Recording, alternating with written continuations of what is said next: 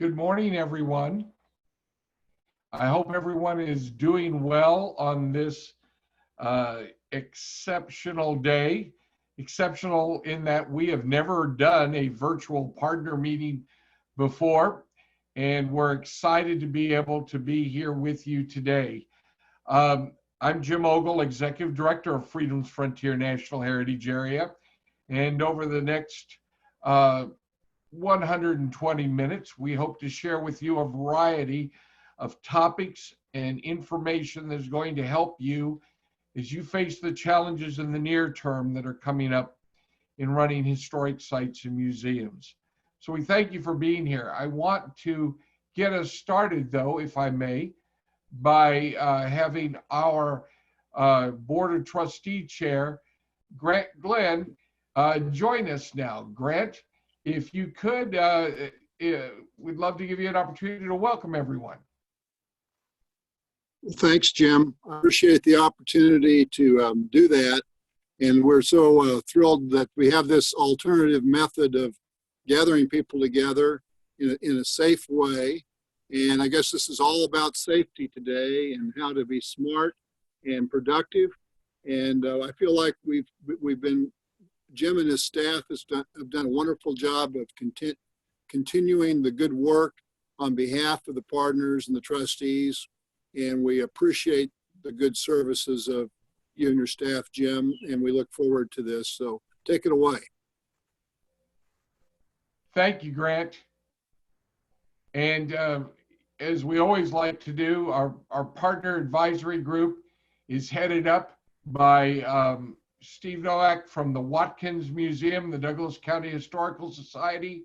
And Steve is also with us at this time. And Steve, I'd like to have you give a welcome to everyone. All right. Hello, everyone. It's good to see you all, although I can't exactly see you yet. This isn't what we normally expect from a partners meeting, but I think that out of the, and we're also dealing with things we never would have expected to be dealing with right now. But out of the kinds of challenges we face, we learn new things, and it's great to have an opportunity to share information without having to drive across 3 or 4 different counties. And while I am certainly going to miss the delicious lunch that these meetings usually include, my peanut butter sandwich is just not going to stack up. I am really looking forward to learning some new things today. So welcome, and I'm glad you could join us. Thank you very much, Steve. I do appreciate you and your leadership and your feedback that you provided us along the way. We're going to start out with our reopening pioneers, folks who have jumped into this process, particularly on the Missouri side of Freedom's Frontier. People have had the opportunity to be open earlier than on the Kansas side. And one of those pioneers is Sarah Wilson. Sarah heads up the St. Joseph Museums, but she also plays an important role as the president of the Missouri Association of Archives and Museums. I think I just flipped those, museums and archives, didn't I, Sarah? And Sarah's been open now for a little bit of time, and we thought it would be great to have her start us off by talking about what she's seen and faced. So Sarah, take it away.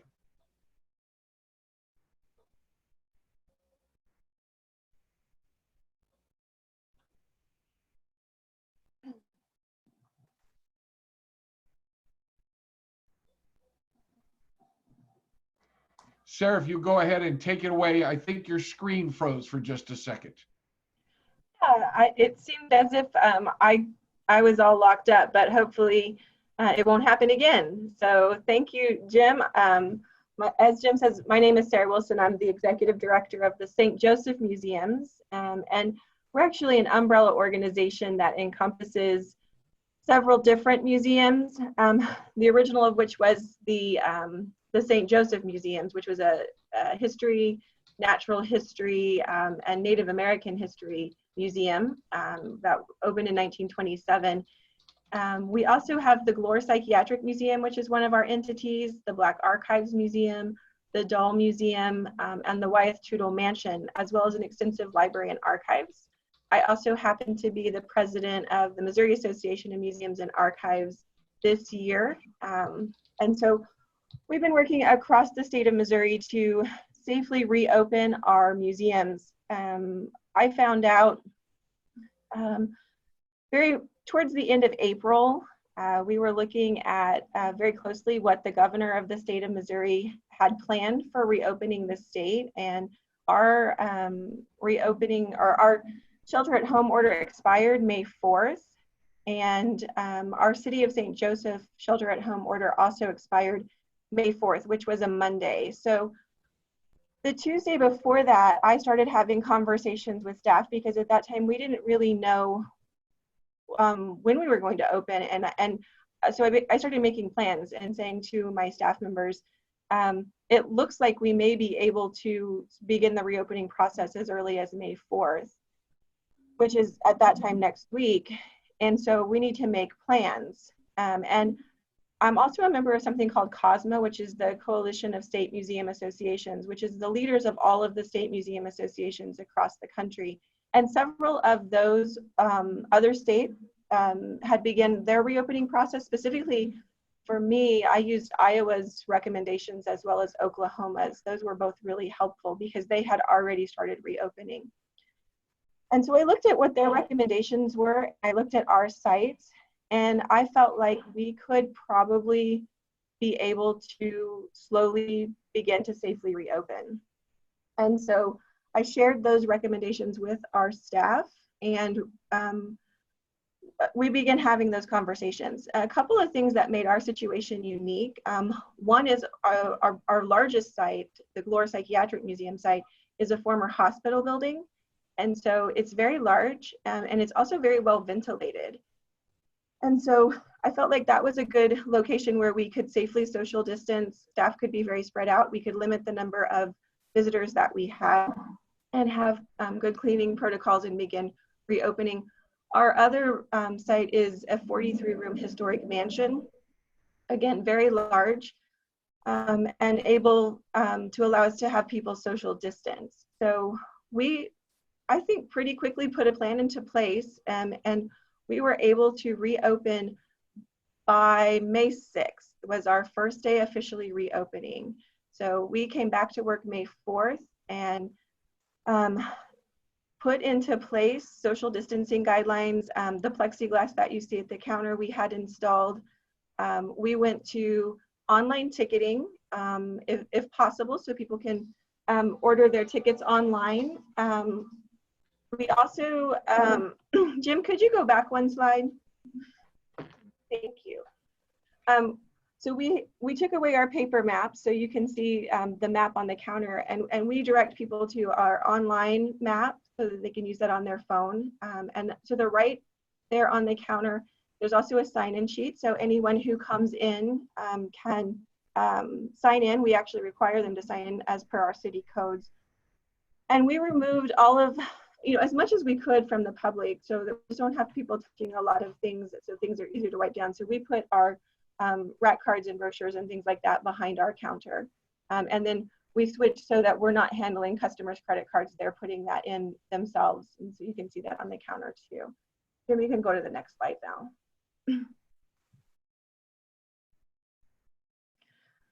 So this is one of our social distancing guides. We have these throughout the museum in spaces where we feel like there might be some congestion.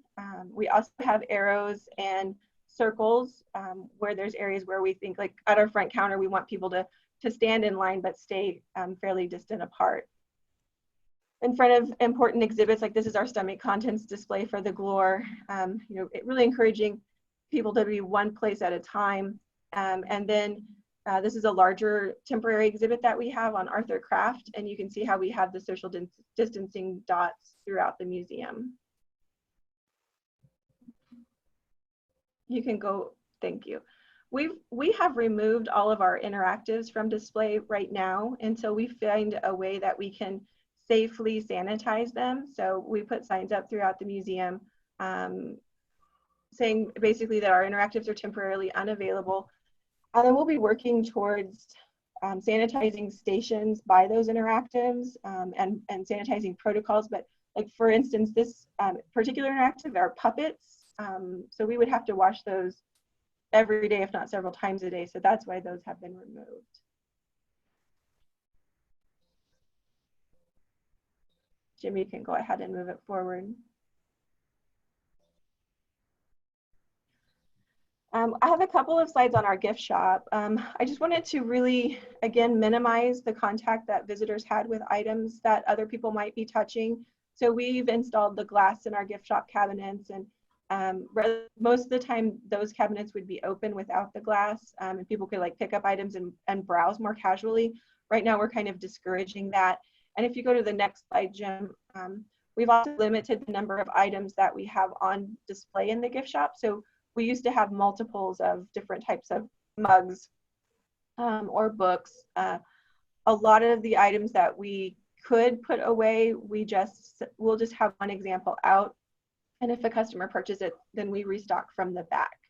That way we just don't have people picking up items and putting them down. We're just really trying to minimize the amount of contact and the amount of surfaces that we have to clean, because we feel very strongly that we want to be able to clean everything as the visitors go through. Next slide, Jim. This is one solution that one of my staff members had come up with, which I thought was really great. It was just a see-through curtain, basically shower curtain, that they had put up, because their office is kind of a pass-through office. And so we've, instead of having people use both doors, we have one door closed. We can only go in and out the one door, and she has that, that barrier there just to protect her and keep her safe. So Jim, next slide.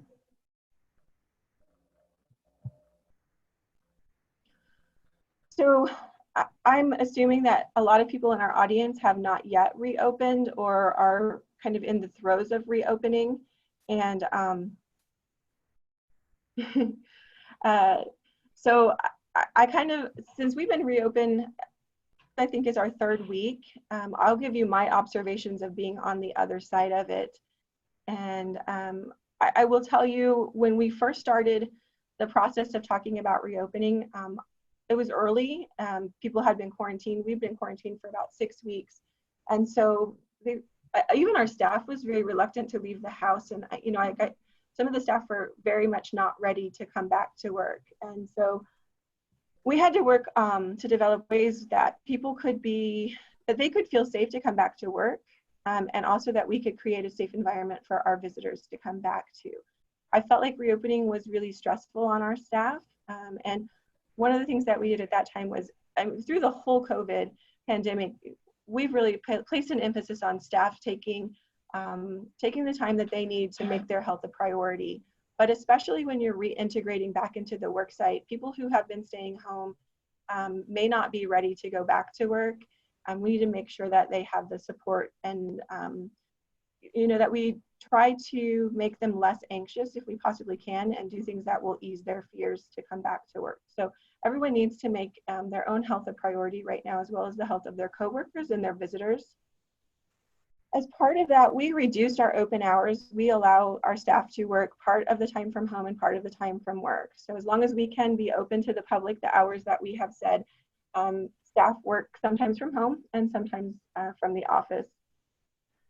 Since we've reopened, it's been very, very slow. So we were nervous to reopen and have a lot of visitors coming back through.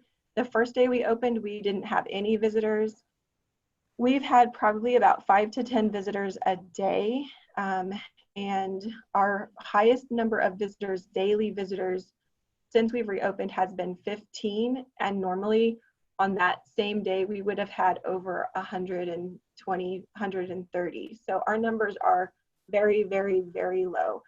Where we had initially been nervous about reopening, now I feel like I'm very nervous about our financial situation moving forward, seeing the lack of visitors that we have coming in. So I was able to put together our budget since we reopened, which I hadn't been able to do because I didn't know while we were in quarantine what reopening would look like. And we're looking at about $100,000 deficit next year. I'm not anticipating that we're going to see a huge increase in attendance or gift shop sales, ability to do tours, trips, events over the next probably 8 months. I feel like it's probably going to be a little bit of a road to recovery. So we're looking at alternative revenue streams. We're also looking to partner locally, and we have a meeting for the St. Joseph Museum Association where we're starting to send out messages about Explore St. Joseph first, and in Missouri we're wanting to do a Show Me Missouri Museums and Archives series. We're also looking at more public awareness campaigns to just encourage people to make their first steps out to stay local. And I think that museums are interestingly situated because people do trust us a lot. And so if they're going to start exploring their local museums first could be a good first step. One of the things that we've talked a lot about as a staff is because we still want people to stay home and stay safe. And we're very much aware that the COVID crisis is very real. It's a very real health risk. At the same time, we know that we need our museum to be a viable entity. And so we're doing everything that we can to make sure that we are taking care of our visitors and taking care of our staff and putting health and safety as a priority. But we also want to make sure that we preserve our organization and that we are able to keep doing the amazing work that we do. So that's so important. And in order to do that, we need our community support. So it's a hard, complicated conversation that I think we all need to be having, that these are complicated messages right now. And sometimes they may be dichotomous messages. Jim, you can go to the next slide.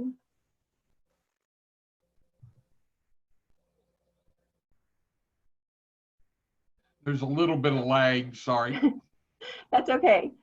Attendance seems to get better every day, but it does seem to be very, very low. My kind of initial observation is if we had decided that we wanted to remain closed, we wouldn't really have lost much in revenues. But I also didn't feel like it seemed risky for us to open because of our particular situation.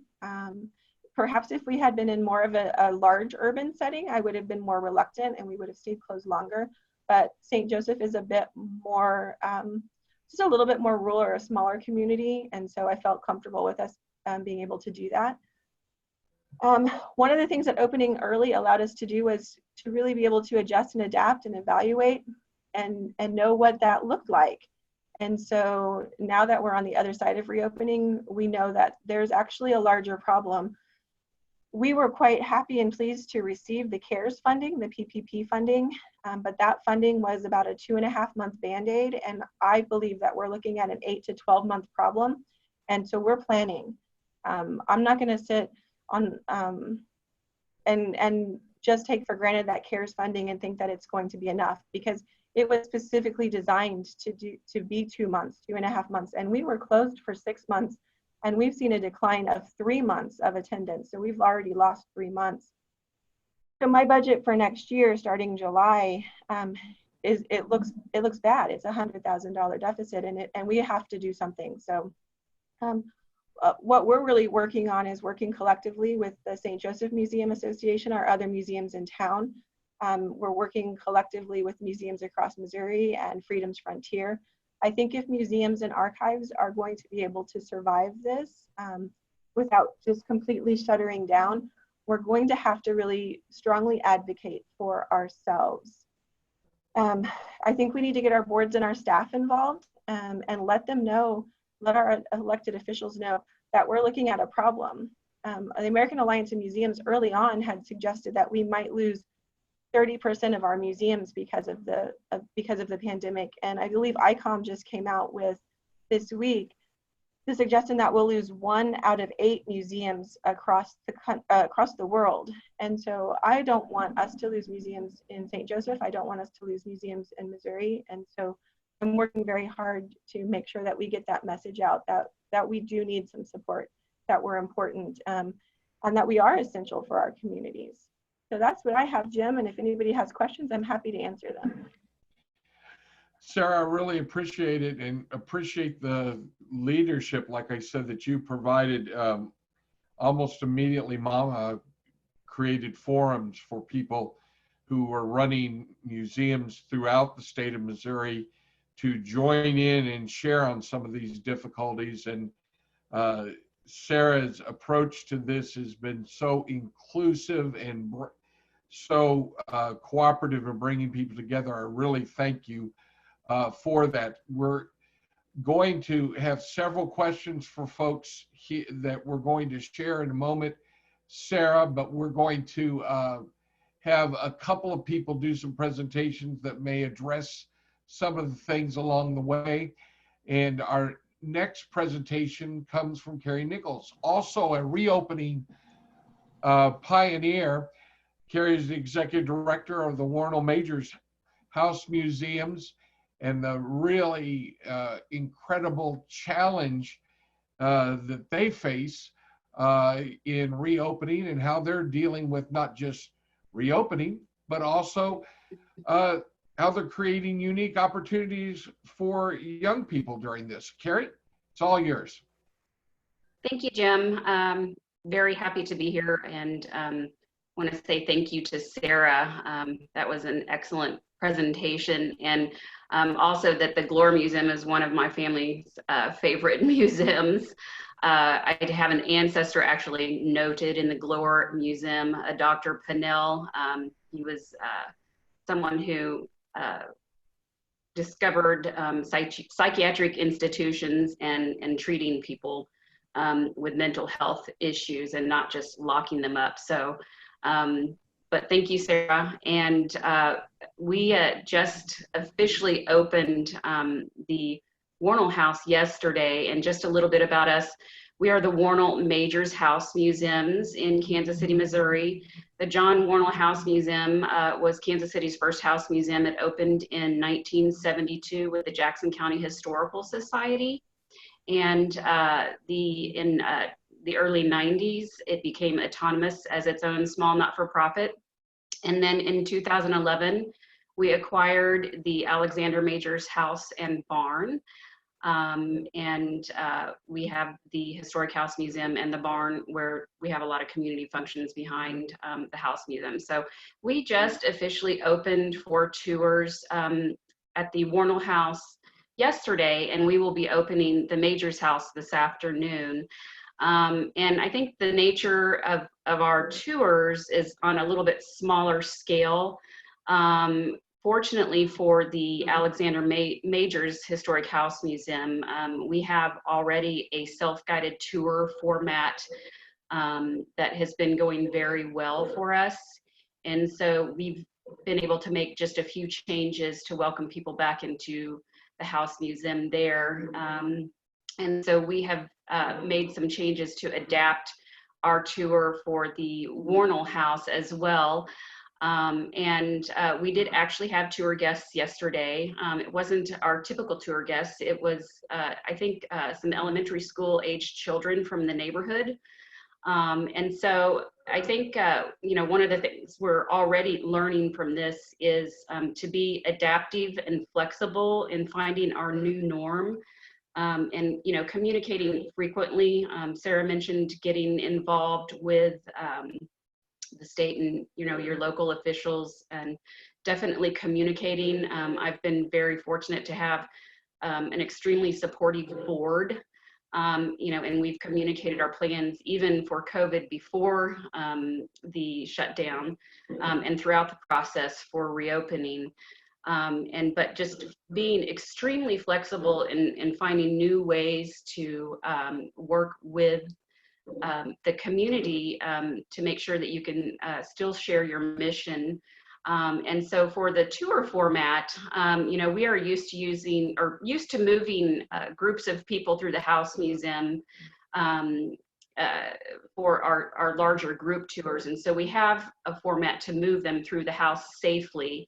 And we have interpretive material. We actually are featuring a mini exhibit right now of architecture on the Warnell House in the formal parlor. And we have interpretation throughout the House Museum. One of the other things that we have done to reach out, as many of you have also been working on, are a lot of educational videos. And so we have QR codes and links posted throughout the house for interactive, further educational information and resources that people can participate in as they're touring the House Museum. One of the things that we discovered from our tour yesterday was, you know, especially the younger guests, they like those touchables. And so without those touchables no longer available, you know, we want to find ways to reach them while they're on site. And so we are working on developing some voice scripts and posting those to Spotify and YouTube, both to reach our adult audiences and our younger audiences. And so, you know, working with the different age groups is also going to be important, since we aren't, you know, having that one-on-one guided tour where we can work with different age groups and interest individually. So we're going to use scripts to help guide the tours as well. And then we'll do something similarly for the Majors House tours. And so, you know, again, the top priority is always safety. And we feel like we can welcome people back into the House Museums in a manner which is safe for both us and staff. You know, it's just Sarah and myself, 2 full-time employees, and then I have 2 part-time employees for weekend tours, and they'll be coming back this weekend, and I'll be working to reorient them and re-engaging them and making them, you know, making sure they feel comfortable in greeting people back in the House Museums as well. The other thing that we're doing to reach out to the community is, yeah, our summer camp program is you know, a big program for us in the summer.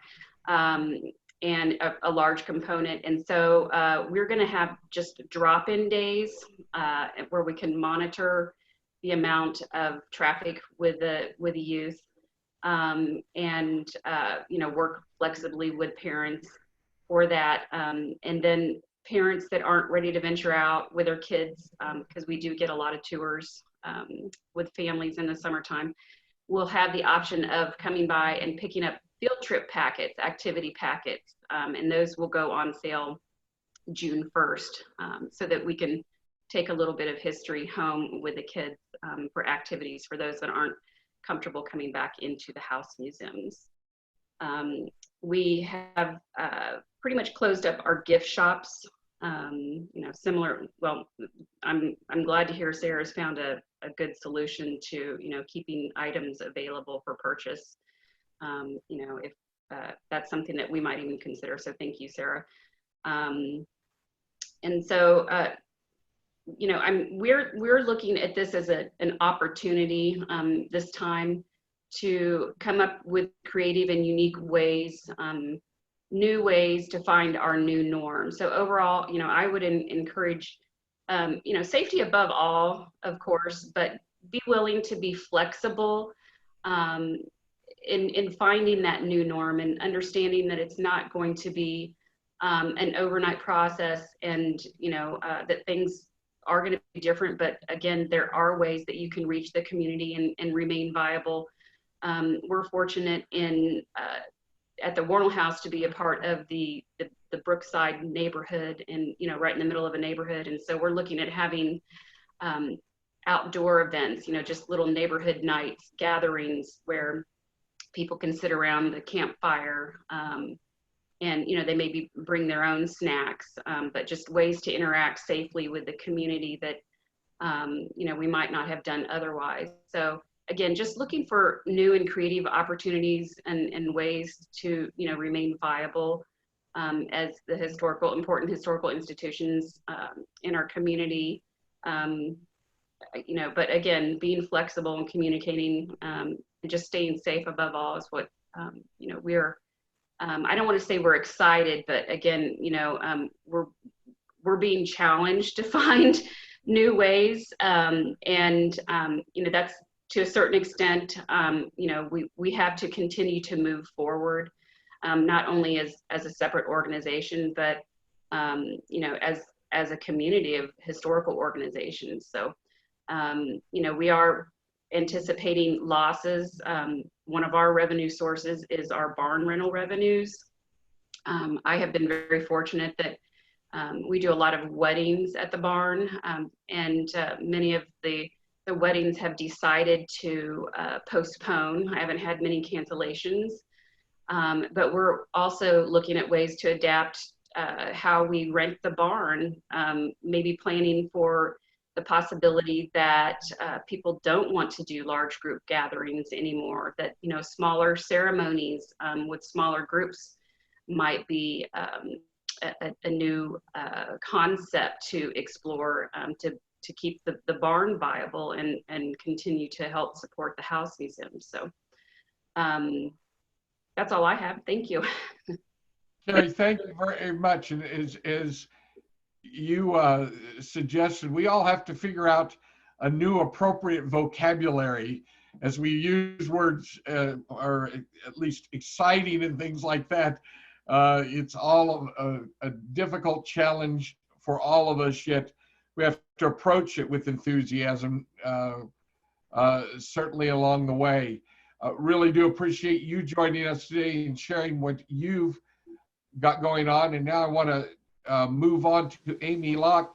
Amy is the Executive Director of the Wyandotte County Museum. And as you know, Governor Kelly moved things forward, now making tomorrow as the possibility for some museums in Kansas to open, except when superseded by local circumstances. So Amy is with us now, and Amy, we want to welcome you and thank you for joining us and share a little bit about your reopening plans. Thank you, Jim, for having me. Yes, we are in Wyandotte County, Kansas, and as of yesterday, we just heard news that now we are going to be following the Kansas 2.0 plan. 2 days ago when I wrote this presentation, we were actually following a different plan. So we're in the process of transitioning, and we're going to begin going back to our museum next week on some limited basis with some appointments. But anyways, I wanted to give you a little bit of background about myself and the museum. I have been at the museum about a year now. We are funded and operated by the Unified Government of Wyandotte, Kansas, Wyandotte County and Kansas City, Kansas. We do have a nonprofit board that provides support, but we are free to the public. And generally, we don't have very high visitation. I've been at the museum about a year now, and we were really looking at doing a combination of becoming more of an outreach organization, as well as doing things to draw more people to the museum. So in a lot of ways, this has been an opportunity to start some of the projects that we've been thinking about. Go to the next one. So originally we had a reopening plan for Wyandotte County that involved 4 phases. Right now we are in the red phase, and it is more conservative than other Kansas plans because we were having more cases of COVID in our county. Go ahead. We have been closed to the public since March 17th, and our staff has been working remotely. But this has really given us some opportunities. We've converted an exhibit that just opened to the public prior to that to a virtual exhibit. We're really working on growing and expanding our social reach and web presence, and have actually responded to a lot of research requests while we're closed to the public. And one of the big projects that I'd be happy to share about later with anybody that wants to know more is we've used virtual crowdsourcing. Since COVID, we got our new database right before, and I have 25 volunteers from around the country virtually helping with this project, and we've just entered 21,000 records into our new database. So we're really excited, and this is something that wouldn't have happened if we wouldn't have all been forced to stay home. So next one, Jim. So anyways, now we are in the red phase. We've been in the red phase since May 11th, and really that doesn't mean anything different to us. We're still working remotely. Staff does occasionally go into the museum on a staggered basis to do some things we can't do from home, as well to respond to some research requests that we need things at the museum. We are in the process of planning to reopen, and we are part of the county government, so we also have to follow all of their requirements, which included having a plexiglass shield installed at our visitor service desk, where my whole staff is being trained on safety procedures. We are going to have to screen everybody as they come in, take temperatures, etc. So we're doing formal training for that. And then something else we've done even before we were officially shut down is we replaced a lot of our individual activities and hands-on activities with these activity bags. So they are a little paper bag that has in it scavenger hunts, crowns, coloring pages, I think a little craft, so that every child gets one and nobody else is touching anything in it and it's theirs to take, because I feel hands-on is really important. Go ahead, Jim. So yellow phase. So officially we will be moving into our yellow phase Tuesday, May 26th, and staff will begin more staggered work shifts at the office.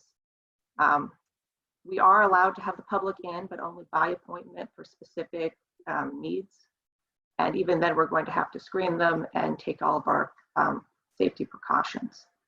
The visitors we're expecting that we might have during this time are some people that wanted to donate some items that we keep telling we can't do it right now, and maybe a few research requests. We also do have some interns that have been working remotely. A few of them would like to come install their exhibits. We've decided they're allowed to do that during the yellow phase because we can provide proper social distancing. That's about it for yellow. Go ahead. Green. So originally we were looking at, we were told mid-June to mid-July. Right now I'm hearing about 2 weeks from May 26th, so maybe early June. We'll be allowed to open to the general public with some restrictions. Still obviously part of that. We will have to screen everybody that comes into the museum, take their temperatures. There'll be a form to fill out. Our staff is required to wear masks. We're required to have masks available for the public. We have gloves for anything that we are touching. If we have to touch any money or objects that are donated, gloves will be required for that. We don't generally have super high visitation, but we will be limiting the amount of people in galleries to help make sure we don't have too many people in one location. And of course, hand sanitizing and cleaning of all surfaces is something that's provided through the county, so we don't have to worry about those supplies. We do have an archaeological sand pit. That's probably the hardest thing to cover and keep kids away from. So we're hoping the activity bags at least somewhat make up for that. And then we will be allowing some of our volunteers in at the green level as well. One more slide, Jim. So the last part is our essentially phase 2 of green. And this is how we're looking at what we're doing and presenting to the public. We did have an exhibit that was installed right before we closed. So we're looking at extending that end date and then looking at how do we readjust the rest of the calendar for the year. So we will be creating a limited physical form of all of the exhibits we had planned. We're also planning virtual content, outreach content, and then a portion of these exhibits will be redisplayed in probably the county courthouse or some other county buildings. For programming, we may start doing some limited time programming. And the lectures that my board often does, they're very interested in starting up at some point. So we're trying to figure out how to do that. And then we do rent our auditorium for a little extra income that we use for exhibits and things. So that's an area that we're really going to be hurting on.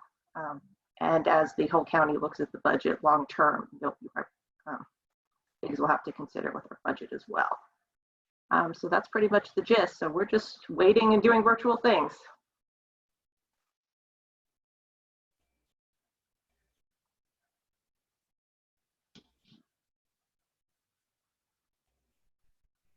Amy, thank you very much. My computer kept trying to mute me along the way. We do appreciate your presentation and all that you are doing to get ready. I now want to switch to a very unique process that's been going on in Kansas City area for the number of Kansas City museums, not just historical museums, but the great diversity of fantastic museums that exist in Kansas City. I'm excited that Tony Wood has agreed to join us. She's been one of the leaders of the KC Cares effort that we've been participating in. And Tony, I know you want to share some of the things that this group have been working together about reopening. And welcome and thank you for being here. Thank you. I'm very happy to be here. Can you hear me today? Yes, very well. Okay, thank you. So I want to share a little bit of background about where this emphasis came from. I am at the Nelson Atkins Museum, and our director is Julian Zugazagoitia. He is someone who grew up in Mexico City, and he received education in France, knows Europe, has lived in Europe for many years, and also has worked for many years in New York. And so he has been inspired by what's happening in New York with a lot of their cultural institutions, and asked us, some of us who are on his leadership team, to try to bring together a lot of cultural institutions in Kansas City to come together as far as how we're all going to be receiving and welcoming guests back into our spaces.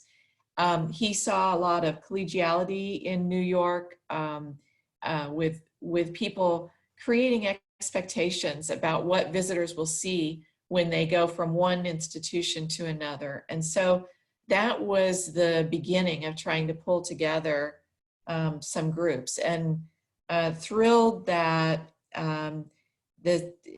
Jim has been part of our organization. And this is, at this point, we do have 13 organizations that are involved, but this can grow, and certainly no cap on how many can be involved. We were trying to find some commonalities as we open.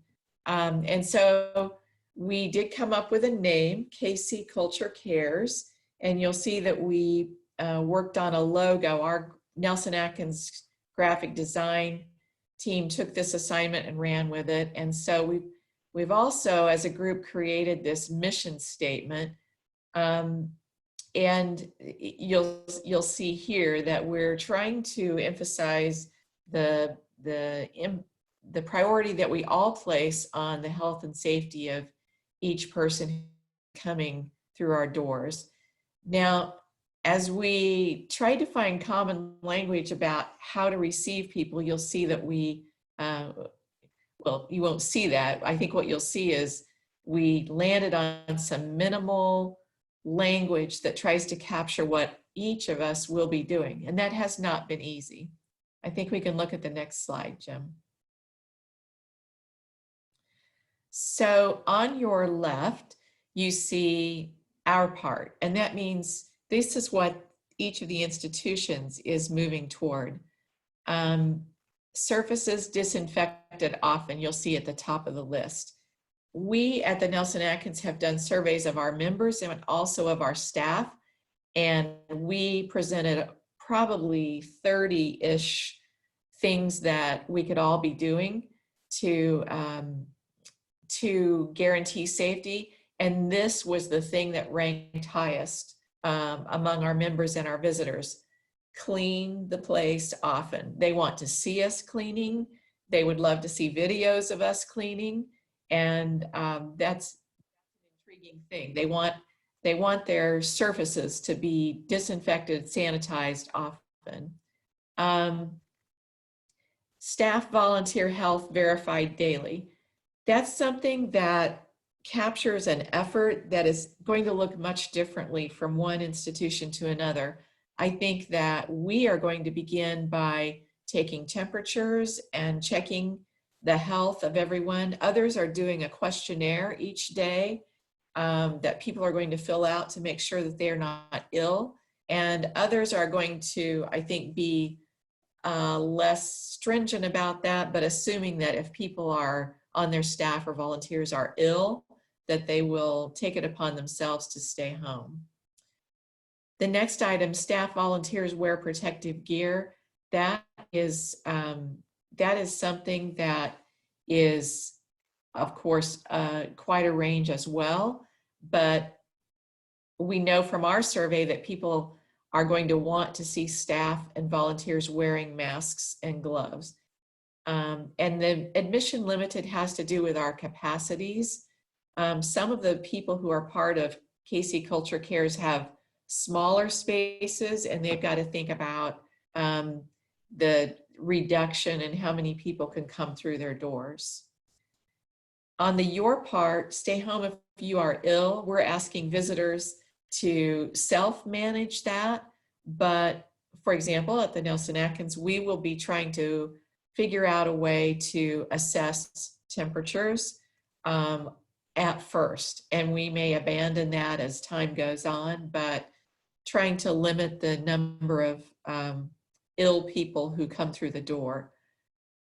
We're saying as a coalition that masks are strongly encouraged, although that's a wide range. There is one institution in particular, World War I Memorial, that will not be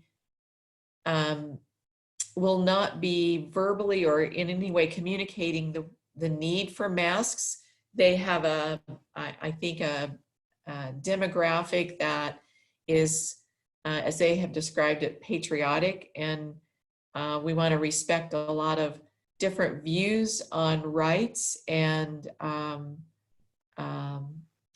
the encouragement to wear a mask is seen as an imposition in some cases.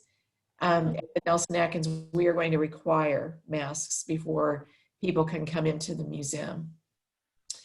I think everyone agrees that being together will require us all to be 6 feet apart, and of course, washing and sanitizing hands together, and often, not together, often.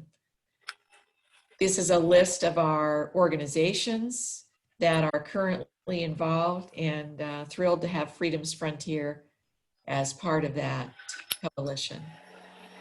And then next slide, we have put together a variety of posters as possibilities. These are just a couple of different skyline images that people can use in their toolkit in case they want to create posters. We're also creating a website, and that's going to be a very simple website, but should include logos from each institution.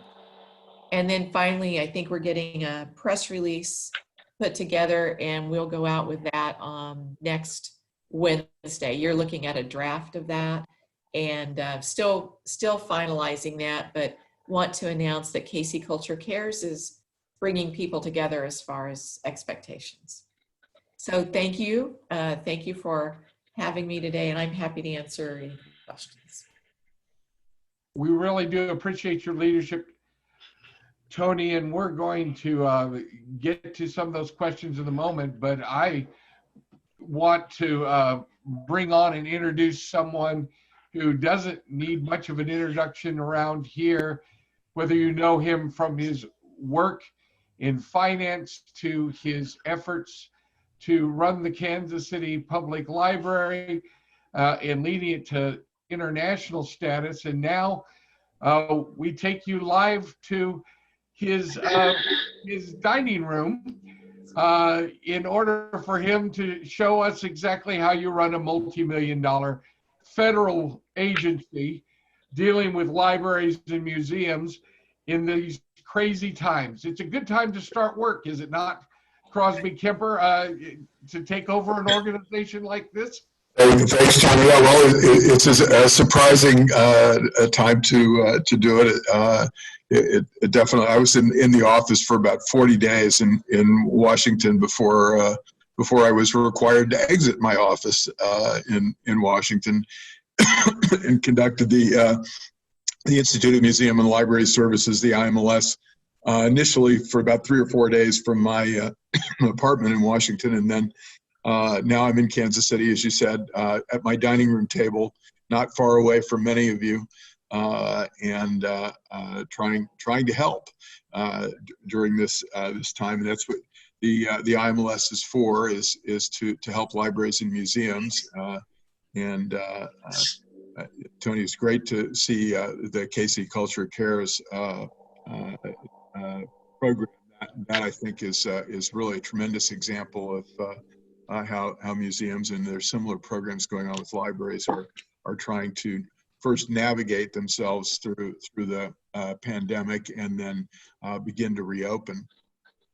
And one message I have it comes from what we were trying to do in the early days of this. We put on a seminar with the CDC that a lot of libraries and museums, about 3,000 libraries and museums around the country, attended. And the questions that were coming to the CDC, they didn't really have answers for. There were questions about materials and reopening, all the questions that you all are addressing today about social spacing and PPE and all those things. And 4 weeks ago, 5 weeks ago, when we did this CDC webinar, the CDC wasn't prepared for a lot of those questions. They gave a great presentation, but it was very general. It didn't have much to do with libraries and museums specifically, and really particularly didn't focus at all on what we know about materials or what we know about dealing with public spaces. And part of that is because the epidemiology of this, the science of this, it is really still very uncertain. We did a seminar after that with the Smithsonian that was primarily attended by museums, and we found the same thing. So what we determined to do at that point was bring together a group, the Library of Congress, the National Archives, Smithsonian, to work with us in doing real research that would be of value to museums and libraries as they begin to focus on reopening. And we brought that group together. We created a scientific advisory group that includes folks from Yale and NYU and UCLA, institutions that deal with preservation of materials and with museums and libraries. And we engaged Battelle, the science research organization in Columbus, Ohio, who already had a contract with FEMA and with HHS to actually do research on library and museum materials. And so they now have 22, soon to be 50 forms of materials coming from libraries and museums on which the virus is doing its thing. And we created a website at the OCLC, which is a library service organization. Many of you will know it from the World Catalog, WorldCat. And we've created a website which is now live with information that we've curated with help from a variety of sources in the library and museum worlds, as well as Battelle and OCLC. So we've tried to respond to what's going on with real research and with fact-based and science-based information about reopening. We know there's a huge amount of anxiety around this, and differences that are not just differences of attitude towards the science, which is still fairly indeterminate about a lot of the specific subjects, particularly the epidemiology, particularly the cycle of the virus, and questions like antibodies and can you get it a second time, and that, and the aerosol, how far, how fast does it travel in the air, and of course the surface question. We're going to do our best to give at least a range of answers and protocols and best practices on that, and thereby reduce the anxiety and help us reopen. We're also doing a lot of work. I spent some time this morning, and I'm going to spend some time this afternoon with organizations who are helping us work on the future of libraries and museums, what it's going to look like, as we saw in, as you've seen in the phasing of this, the conversations about that. What happens in the latter phases is going to be very interesting. Do we go back to the old normal? Is there a new normal? And we want to play a role in thought leadership around that with people who know more than we do, or at least know, have been thinking about this significantly. So this morning I was talking to folks from PBS, the Corporation for Public Broadcasting, the Center for Education Reform, and some others about what virtual education looks like. And organizations like Freedom's Frontier, organizations like all of you, are going to play a bigger role, I think, in education, in curricular and informal education. It'll be online. It also may be in terms of distributed learning. Been having a lot of conversations over the last few weeks, including with people on Capitol Hill and people inside the executive branch and even the White House, about hotspots and about enabling Wi-Fi in more places. We know we've got about 20% of our population in Kansas City, as an example, that doesn't have a regular access to the internet.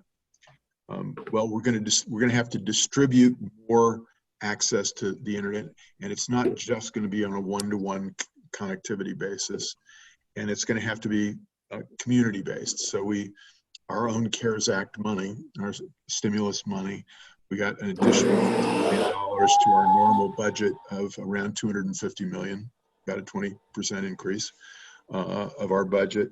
But it was directed by Congress to be primarily oriented towards digital capacity and digital divide, crossing the digital divide, et cetera. And so we built that into our grant guidelines for both museums and libraries, and advocated for them, desired not required, to work with other community institutions in creating digital capacity, thinking about digital learning, not only curricular learning, but certainly that with school districts and other educational institutions, but also lifelong learning.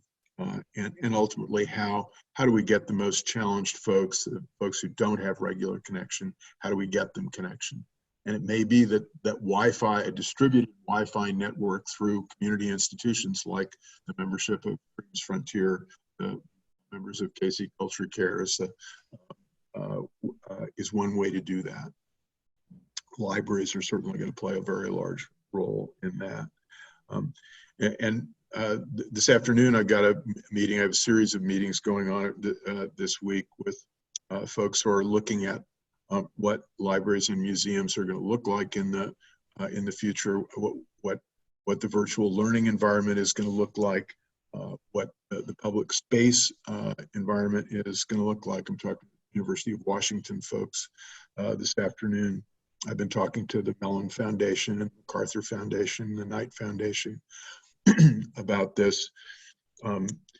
One of the deep concerns, and that should concern all of us, and feeds into, I think, the original reason for the existence of Freedom's Frontier, which some of you know, Jim knows, I was involved in at the very beginning, and the library, Kansas City Public Library, was involved in, is the effect that the virus will have on our democracy, on how we come together around civic engagement, information literacy, and simply understanding each other.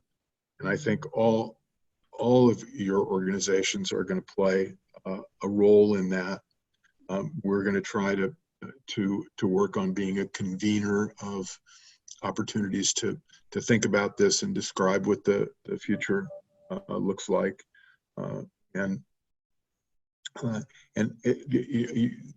We talked about a new vocabulary here.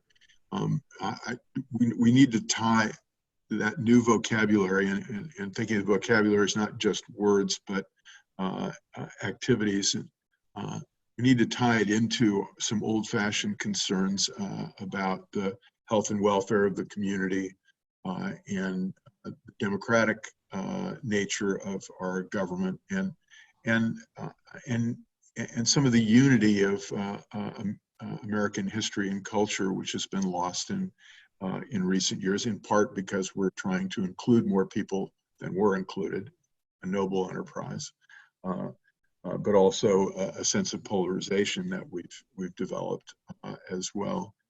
And we need to find some ways to increase the cohesiveness of our communities. And I think that's an important aspect of the reopening of our institutions, and an important thing about coming together in groups like Freedom's Frontier to see if we can't do that together, do that under a united rubric of American ideals. And so one other thing that we're working on, we were already working on this before the virus hit. We were part of a group called America 250. There was a commission established to look at the 250th, the semi-quincentennial of the United States.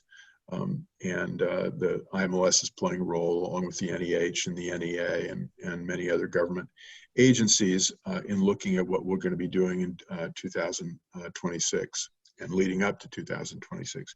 And of course, in a way, this is right up Freedom's Frontier's alley, because Freedom's Frontier, of course, really came into being in part looking at the bicentennial of the Civil War.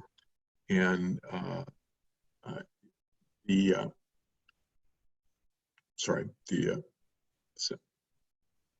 the bicentennial, the sesquicentennial. And the same thing that's true of Freedom's Frontier will be true of this national celebration and investigation, if you will, of American history.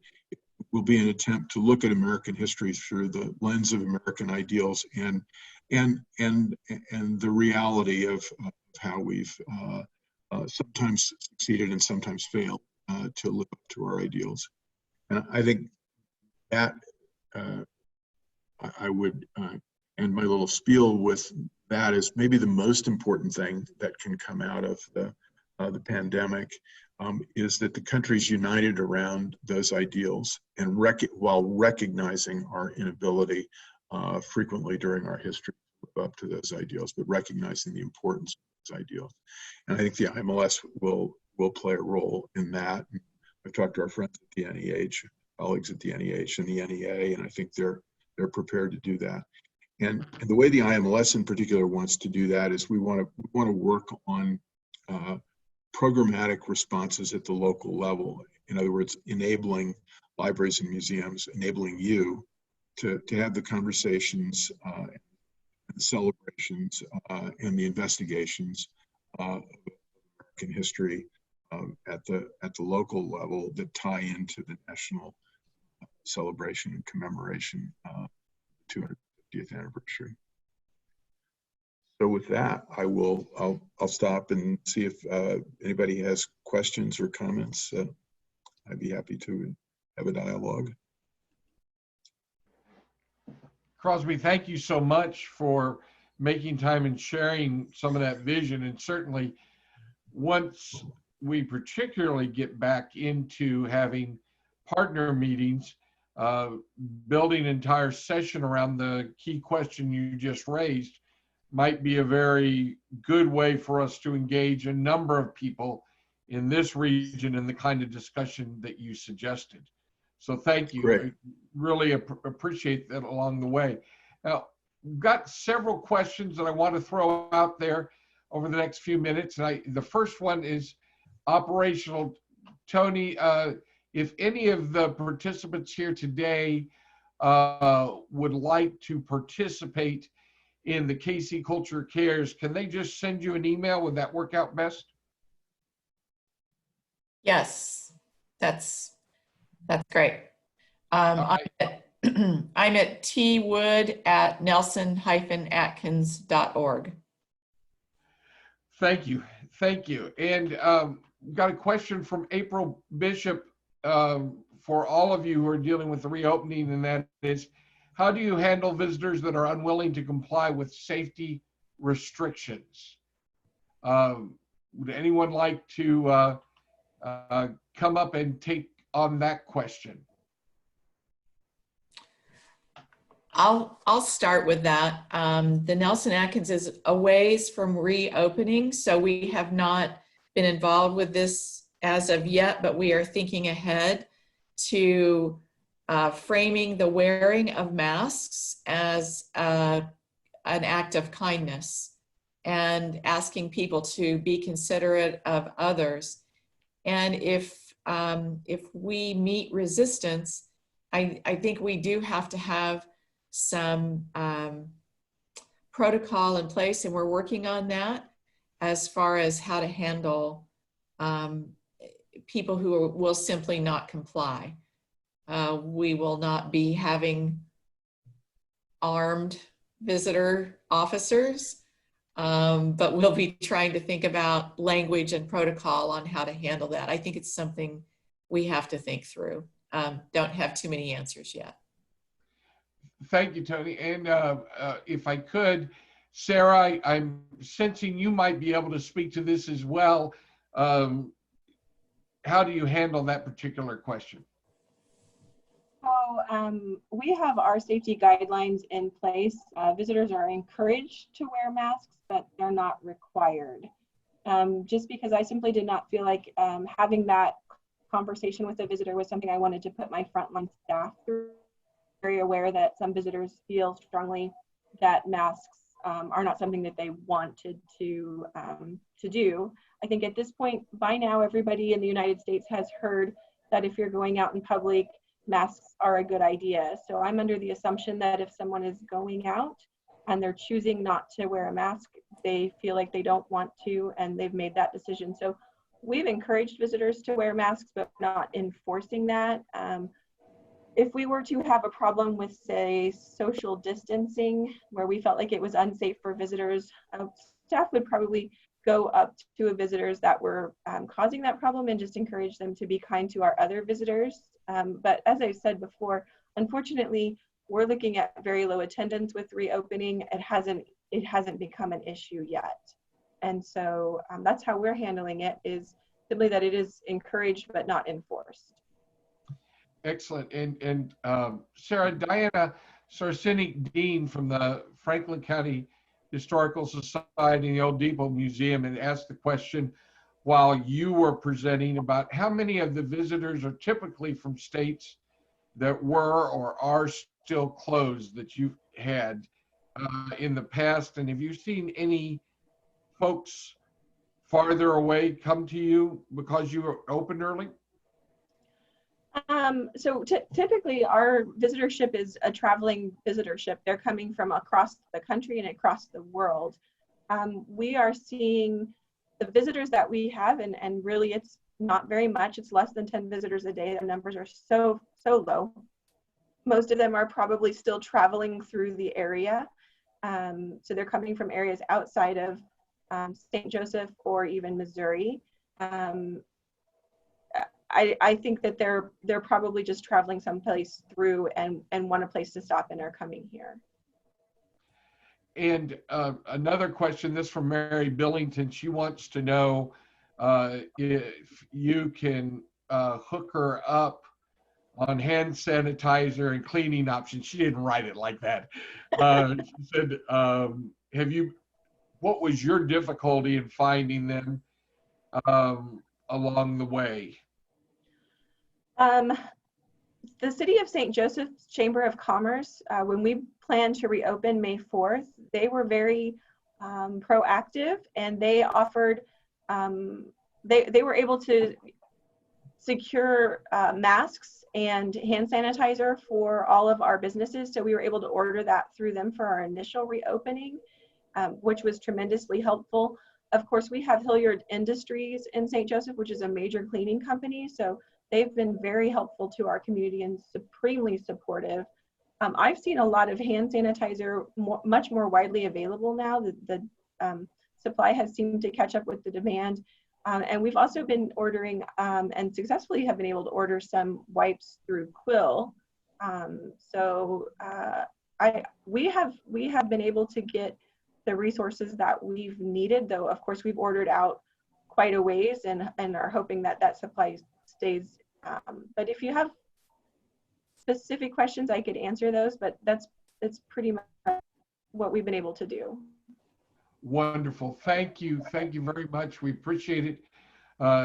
Sarah, Tony, Amy, Carrie, Crosby, all of you for your participation in our first hour. One of the things that I think all of us who have been dealing with these kind of conferences on air and meeting is that at some point you stiffen up as you sit in these presentations. So with that in mind, I'm going to ask Johnny to throw up his screen share for about 60 seconds, to give you all a chance to stretch, and then we're going to dig into the future of tourism with our two guests on tourism. So thank our initial panelists.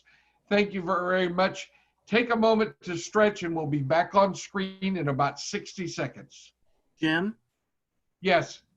Sorry, this is Steve. I have a question for Mr. Kemper. Is he going to be around for the next part? I couldn't figure out how to get it into the Q&A.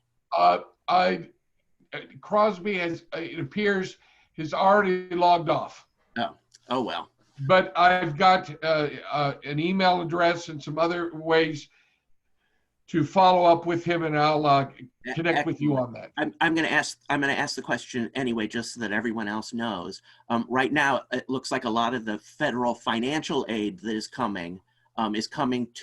is being distributed in the form of grants, and federal grants are pretty inaccessible for small museums. And I was wondering if organizations like the IMLS are thinking about alternative ways of providing financial assistance to museums who are clearly going to be needing it next year and in the years to come. Great question, Steve. Thank you. Oh well. We'll make sure we get that to him and get that figured out. So invite all of you all to take what in baseball is a 7th inning stretch, and in this is going to be a 60-second stretch, and we'll be back in just 1 minute.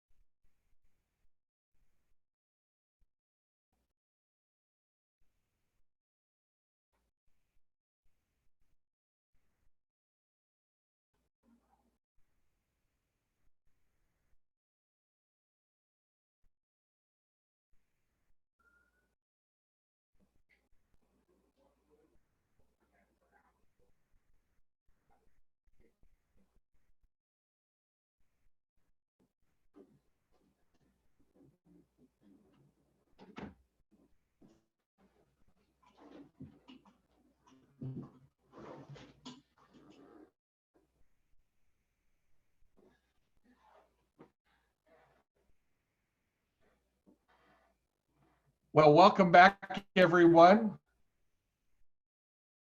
We so appreciate it to stretch your legs, get some fresh water or something else to drink, because we've got some very interesting things to share with you about the future of tourism, what to expect going forward. We titled this, "If You Open, Will They Come?" And I want to start out by showing you a video that I thought was wonderfully inspiring. So, Johnny, if you'll go ahead.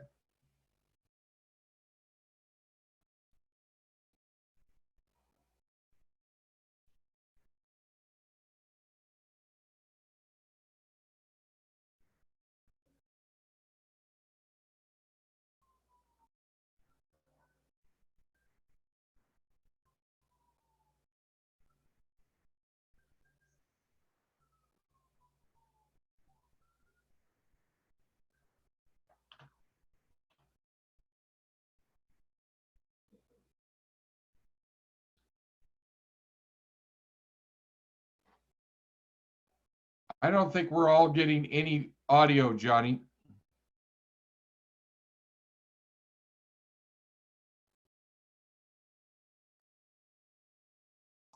Sorry about that. Here we go again.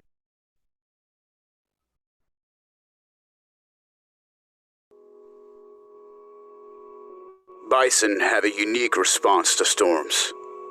In the face of adversity, they turn together and run directly into the oncoming weather. They don't try to hide from it or sit idly by, waiting for it to pass. The herd addresses it, head on, together. Kansas is no stranger to challenges. Our state motto, "To the stars through difficulties," lives beyond the state crest. It's emblazoned on our souls. It's the thread that connects the fabric of Kansas. We were made by hands that toiled in the unforgiving land, forged on the belief that freedom is our greatest calling. Kansas will be waiting.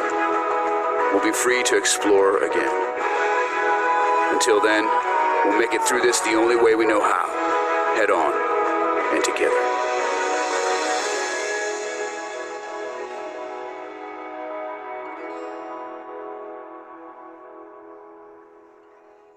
I thought that was a wonderfully inspiring, and let's hope that it answers the question, will they come? And is our first presenter on tourism. I'm so excited to have Kansas's tourism director join us here. Bridget Jobe, for all of us who are involved in Freedom's Frontier and in tourism promotion in this area, also needs no introduction. Before she had this title, she was an active Freedom's Frontier partner at the Kansas City, Kansas Convention Visitors Bureau, and has been leading a restart effort with so many of our entities along the way. And Bridget, it's great to have you with us, and take it away. Thank you, Jim. Thank you so much for inviting me, and I hope you guys enjoyed that video. That truly was kind of a labor of love from our office on as we're waiting for travel. So 2020 has been a really interesting year, folks. I can't think of another time in my life when I've used the word unprecedented so often, or I've answered so many questions with, I truly do not know the answer to that question. I've seen unprecedented negative consequences of this pandemic, which I'm going to point out here in a little bit, especially to the travel industry. But we've also seen some really unprecedented positive support for our local tourism businesses, our employees, the renewal of people wanting to get out and experience Kansas's wide open spaces. And we're all learning to pivot as we learn new ways to market our destinations. So I'd like to take just a second to show how devastating this has been on the travel industry. You can flip to the next slide. I know that I'm preaching to the choir just a little bit here because each of you on the call are living this every day.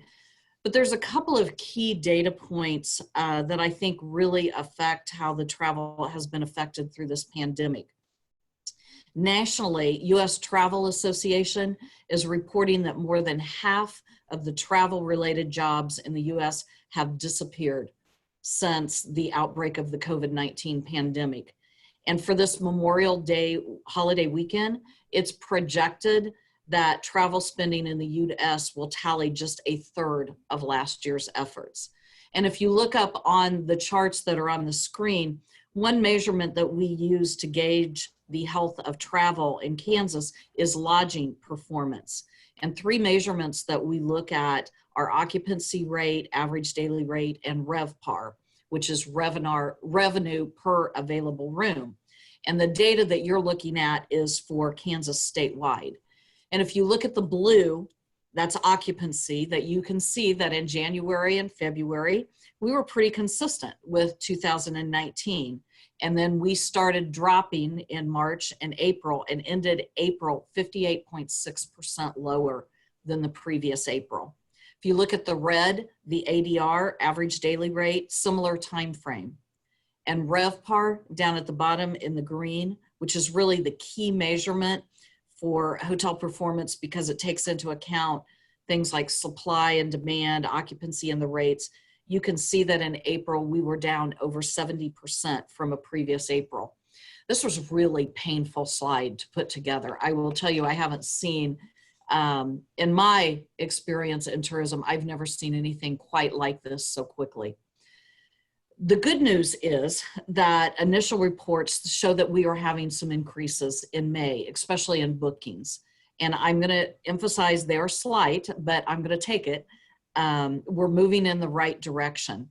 And as we move through this process of reopening, I anticipate moving in a very positive way. And I know the folks that are on this call are historic sites and museums, but the number of people traveling, staying in our hotels directly impacts how many are visiting your locations. So if you want to move to the next slide, what do we do now? We know we have a challenge, and the question is, what do we do?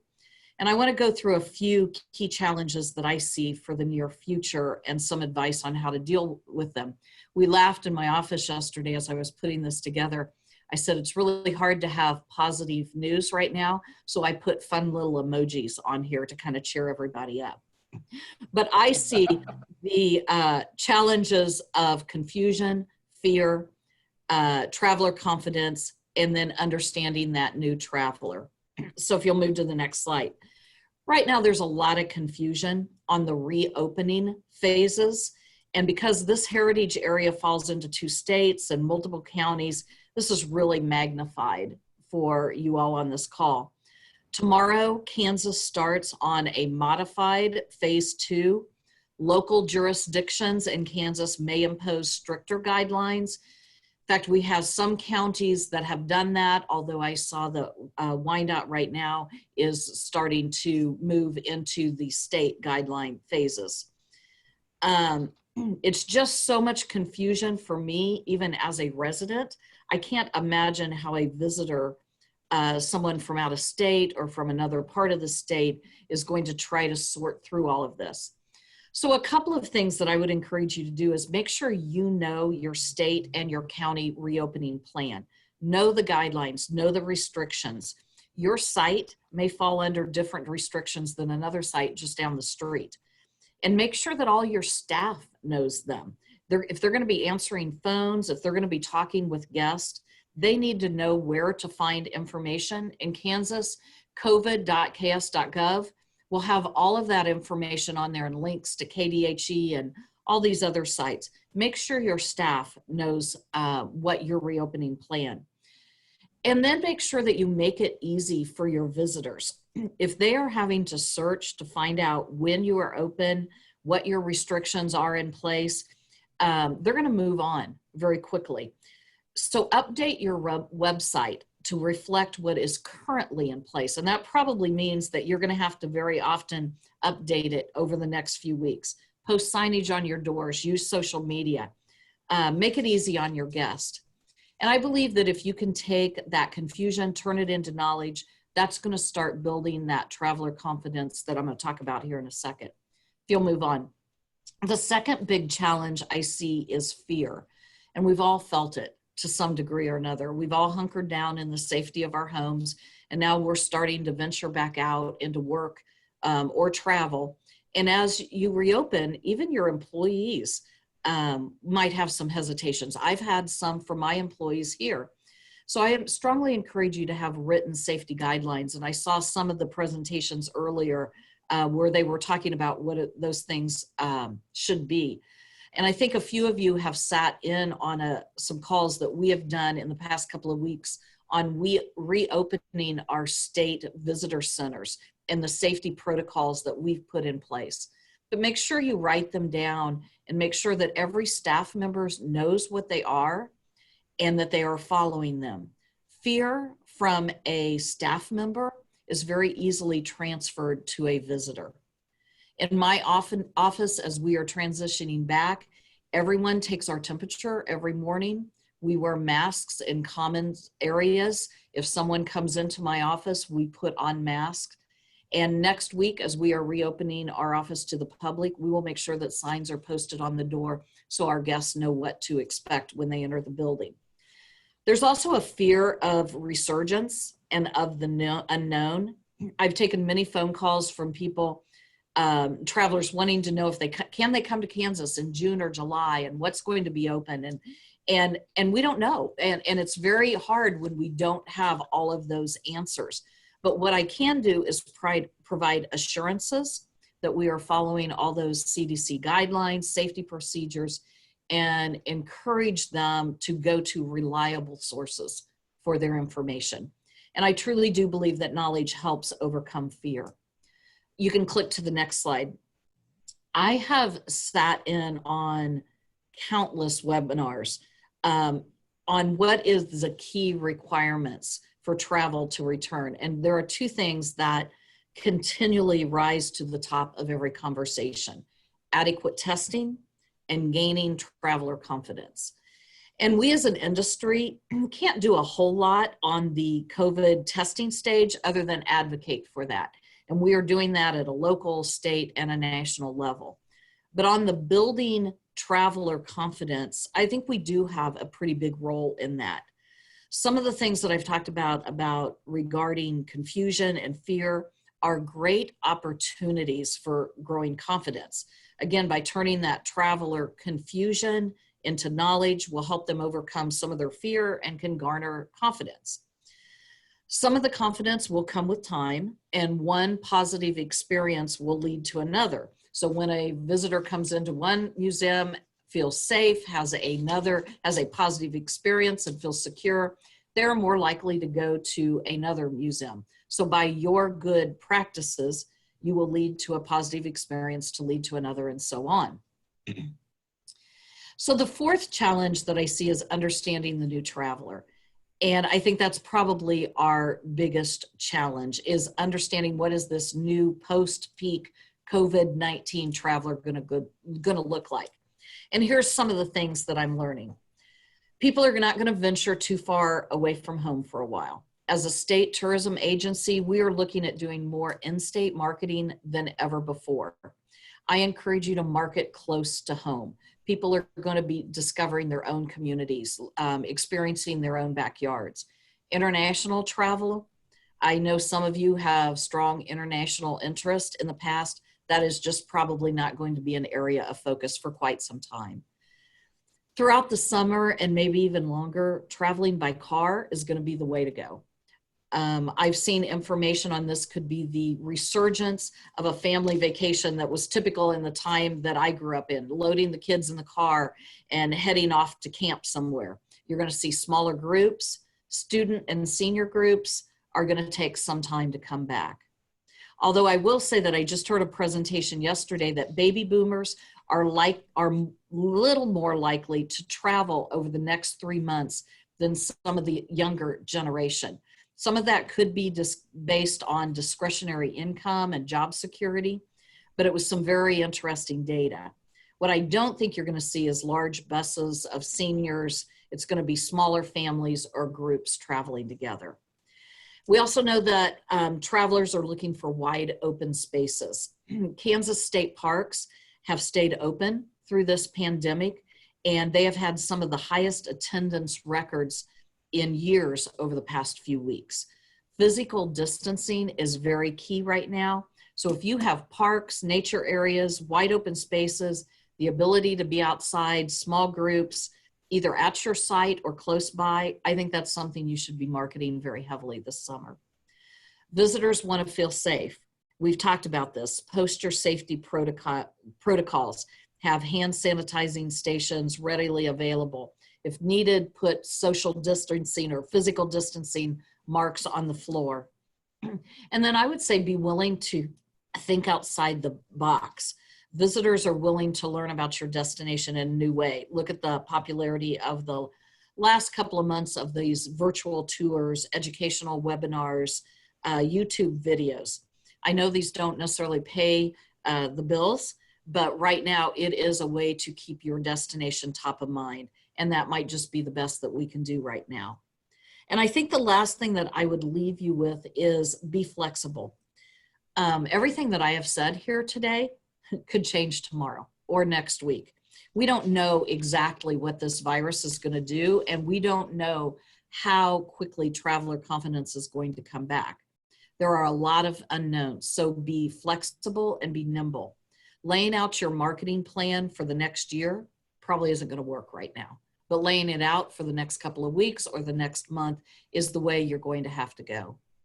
I'll end with this. Every year I choose a word of the year. And this year, before I had even heard of COVID-19, I had chosen the word pivot. And this is my definition of pivot: embracing change while keeping one foot firmly planted on the ground and seeing every angle and always being open to new knowledge and opportunities. So my advice to you is be prepared and remember to pivot. So thank you. I hope some of these insights were good. My contact information is on this slide, and I'm always happy to answer questions or chat more with anyone. We really appreciate it. Thank you so much, not only for the presentation today, Bridget, but your leadership in connecting people. It has been helpful and inspiring, and I'd love to see a list of each of your words of the year each year. We might share it with everyone. I also would note that Sonia's been sharing some of the links you made mention to in our chat for people along the way. Let me bring on a colleague from the Missouri side who is deeply involved in promoting travel and trying to figure out all of these questions. And when we were attempting to pull this together, I asked Sonia, who spends a lot of time working with tourism organization, who should we get from Missouri? And her first answer was Chuck Martin. And I'm so thrilled that Chuck had was able to make himself available today and be part of what we're trying to do to share this with everyone. So Chuck, welcome. It's good to have you with us, and take it away. Thank you, Jim. It's great to be with everyone this morning. Some great information, and I'm going to try to this morning kind of point everyone towards some resources that I have found extremely helpful. I think one of the key things that we are beginning to embrace, our members include DMOs, attractions, hotels, restaurateurs, other associations. And I think all of those different groups are going to be facing organizational adaptation. And that, by definition, is just basically a necessary alteration in the structure and function of an organization through which that organization becomes better fitted to survive. And if you look at the signboard there, you'll see evolve, adapt, change, survive. All of those things are going to be things that we're going to be dealing with in the coming weeks and months. Next slide. Don't we all wish we knew a reputable soothsayer, one that actually really was able to give us some kind of insight, because I would wholeheartedly agree that planning is best served at this point in the term of weeks, certainly not months, and even more so, certainly not in years. Next slide. The biggest thing that I would encourage you all to do is to truly keep calm and do your homework. I have made the slide stack available to Jim. He will be sharing it with you. It is a PDF, and in that PDF are the embedded links that I'm going to be mentioning throughout. So all you will need to do when you open that document is click, and it will take you to each respective one. So let me give you some of the trusted sources that I've been turning to. One is Arrivalist. The biggest thing that I would encourage you to take a look at this is their data is updated daily. They do a great job of taking information from GPS signals that really indicate the amount of trips by automobile that US residents are taking greater than 50 miles. Basically, if you also read their blog, they have some great information, weekly briefings, caveats to consider, drive trends by region.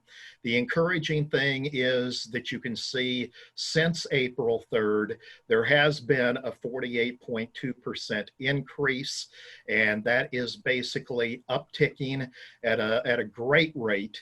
But again, you know, there are so many variables out there that keeping your finger on the pulse, really taking a look at this on a daily basis is a good idea. Next slide. The Harris poll basically is another great resource. Are you planning any major purchases once things return to normal and businesses reopen? Questions like this, and you'll see across the bottom a variety of different polling questions that were put to these folks, and it gives you some idea as to whether things are tracking up or tracking down, and the Harris poll is another great resource. Next. Longwoods International is a great company. It's a research company that specifically deals with travel and tourism only. I would encourage you to download the highlights and the summary. When you do click on those links, you're going to be downloading actual PDF files that you'll be able to review. They deal, can we go back just real quick? Let me just say plans to change travel factors impacting decision in the next 6 months. One of the things that I really like about this is they delve into not only the degree to which the coronavirus is impacting plans to travel, they're burrowing now into the degree to which the economy is going to be impacting travel plans. We have 36 million people that are unemployed, a 25% unemployment rate.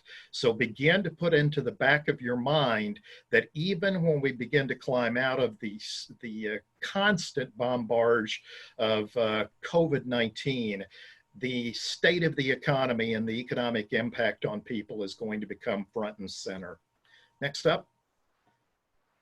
Morning Consult is another great resource. This is updated daily, and they are tracking not only directly related to travel and tourism, but they're tracking how the pandemic is really shaping societal politics, the economy, our culture, our daily life. So there is some great information there, and I would encourage you to burrow in. Next up is MMGY Global. It's a Kansas City-based marketing firm. Again, very heavy on the travel side. Here, you're going to be able to find a number of links to webinars, podcasts, and interviews. U.S. Travel Association's public affairs updates include federal, legislative insight, travel industry updates, and a variety of links to some great webinars. Next up is going to be U.S. Travel, their industry research, and basically this is going to really do a great job of providing you with weekly state-by-state data, some really good industry research, and some COVID-19 travel insight as well. Next up. This is the big one, and I mean, you know, I'm not going to dwell on this because you've heard it from a variety of folks, but I could not agree with them more. Essentially, the big short-term word that I would use is that people are absolutely being dominated by caution. They are thinking safety first. And the question that you're going to have to ask yourselves is letting people know that you have hand sanitizers, that you're wiping down everything, that you're taking things into consideration. For them to visit, they have to feel that you have truly gone above and beyond to ensure their well-being and safety. However, I will know that I think a whole lot of people are saying, make me believe, because the fact is that they are wanting to get out and experience. When you talk about looking at the future, basically what is the economic recovery going to look like? There's hope that it will be a V, that we're going to rebound sharply. It could be a U where we have a little bit more of a sustained downturn before things begin to pick up. Hopefully it will not be an L where basically we're in this downturn and we don't see any kind of significant impact. And the W reflects the worst case scenario of basically we have a great upturn only to have perhaps COVID-19 rear its head again this fall.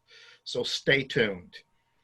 The one thing that I can assure you is that certainly a new normal is coming, and it is coming soon.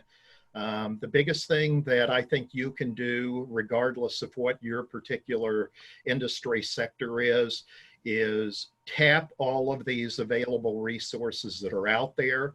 For most of the information that is out there, you would have in the past had to pay for that information, but most of these organizations are now putting it out as a public service to really keep people informed. Delve into those particular elements that impact you and your organization.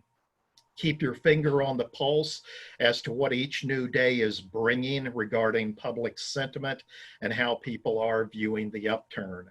But hopefully, I think we are looking at travel beginning to pick up. But I think the one thing that is going to be certain is that it is a new normal. We're not going to be returning anytime soon to what was. Our hoteliers are still battling to get out of the 20, 25, 30% occupancy range. Our attractions basically are struggling to get people to re-enter again.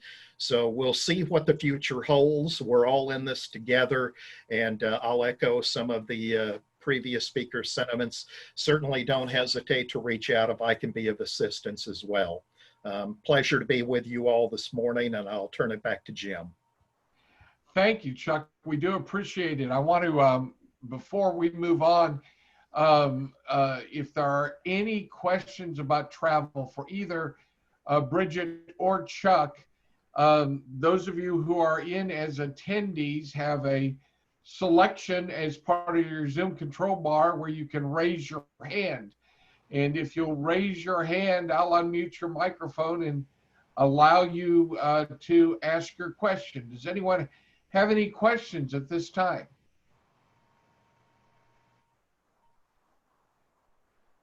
I'm not seeing any raised hands from any of our participants. Such a great mixture of links that you've shared, Chuck and Bridget, and we're going to get this material out to people, plus your presentations today. We really appreciate both of you being a part of this today, and thank you so much, and look forward to continuing to update this as we go forward. Take care.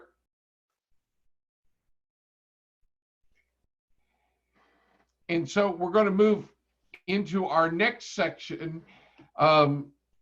Even as we've been facing the COVID-19 challenges that have been here, we've been continuing to work as a staff on what tools we can put out there that are going to engage visitors and get them ready to go and to visit our different sites. And I'm excited to tell you that we are prepared to launch the Freedom's Frontier app here on June 1st, and excited about what we have to showcase your site and show how it connects with other sites. And to start with that and a little bit of an overview, I'm going to ask Johnny to share with you this video. Sometimes the most important stories aren't widely told. Sometimes what matters the most remains a secret, even if it's right in front of us. There's a place that defined the history of our nation, where patriots fighting for freedom gained victories that lasted through the years to secure equal freedoms for all Americans. We're talking about the Freedom's Frontier National Heritage Area. If you didn't know you had such a place around you, The FFNHA app is for you. You'll discover important historic sites and museums, all connected to tell the remarkable stories that shaped our nation. The settlement of the frontier, the border war and civil war, and the enduring struggle for freedom. Thanks to our easy-to-use app, you'll find tours and amazing places to visit that bring the region together and make it come alive. Visit the App Store or the Google Play Store. Download the FFNHA app and discover the stories that changed a nation. Enjoy the ride. History awaits. We know that history awaits at all your sites, and we're excited to be able to promote those sites and create a tool to connect those sites together.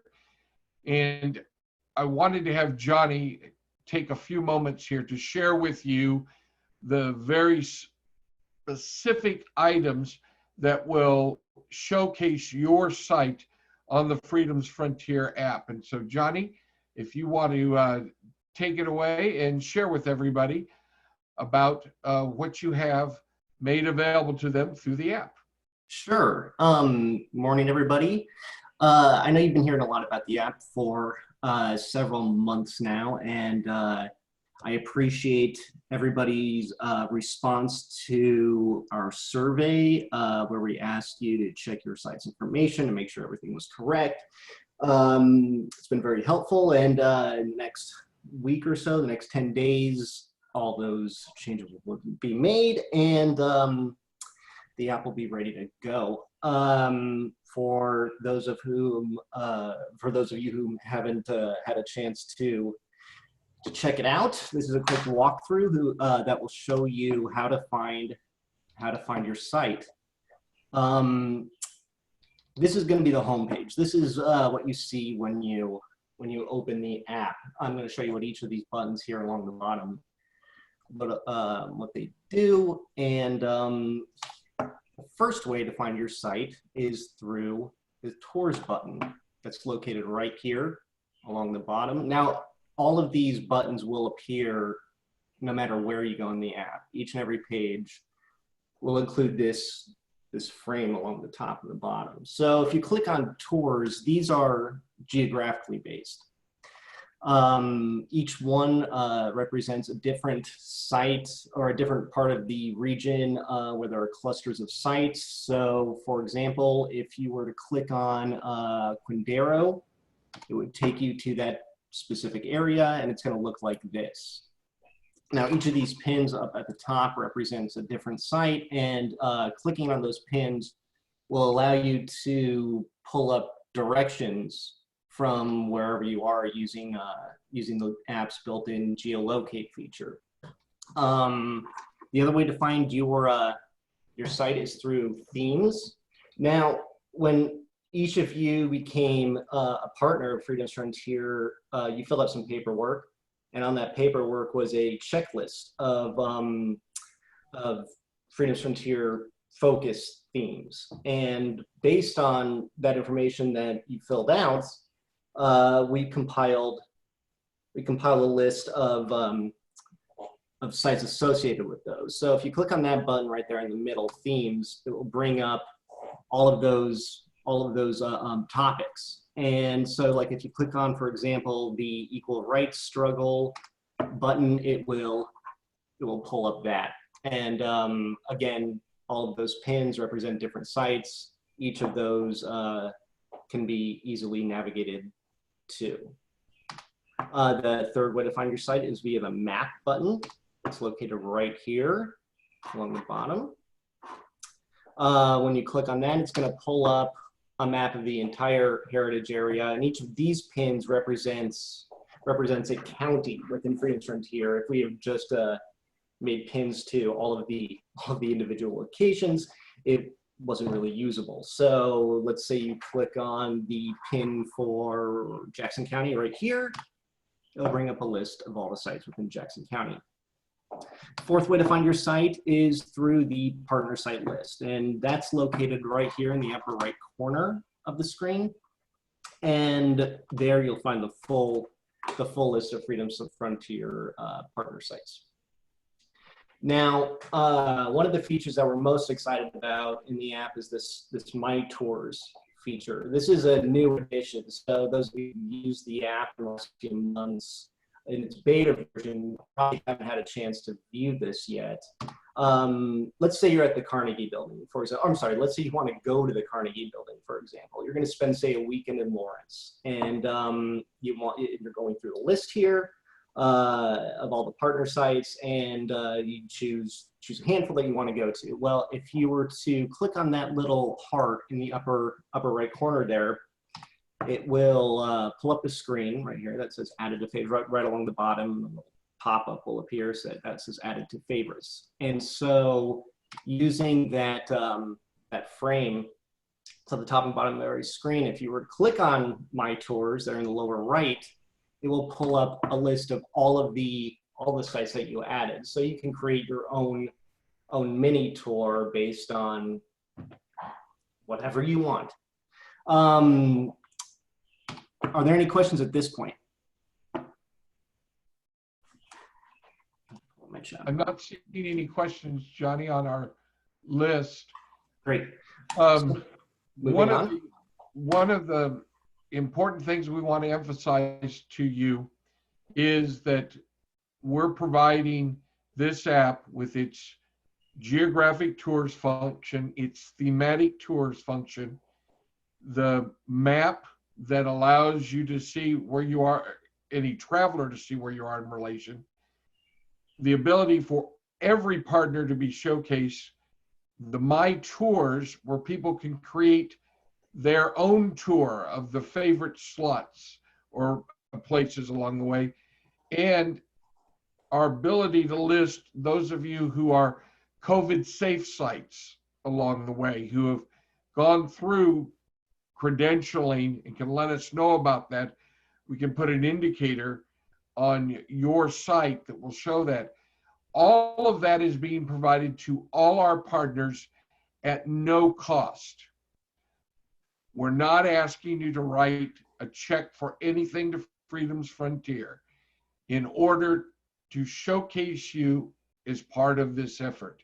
And I think it's critical that everybody know that this is part of our partnership of how we work together with you. One of the goals was to promote tourism and an understanding of these sites and how they connect to each other. And we developed this app using the protocols that the National Park Service uses and the same provider in order to do this very thing. And I'm very proud of the work and the effort that Johnny and Sonia have done in support of this effort. And I now want to invite Sonia to come and join us along the way. Yes, Johnny? Jim, we had a question from, I think it was Diane, is that right?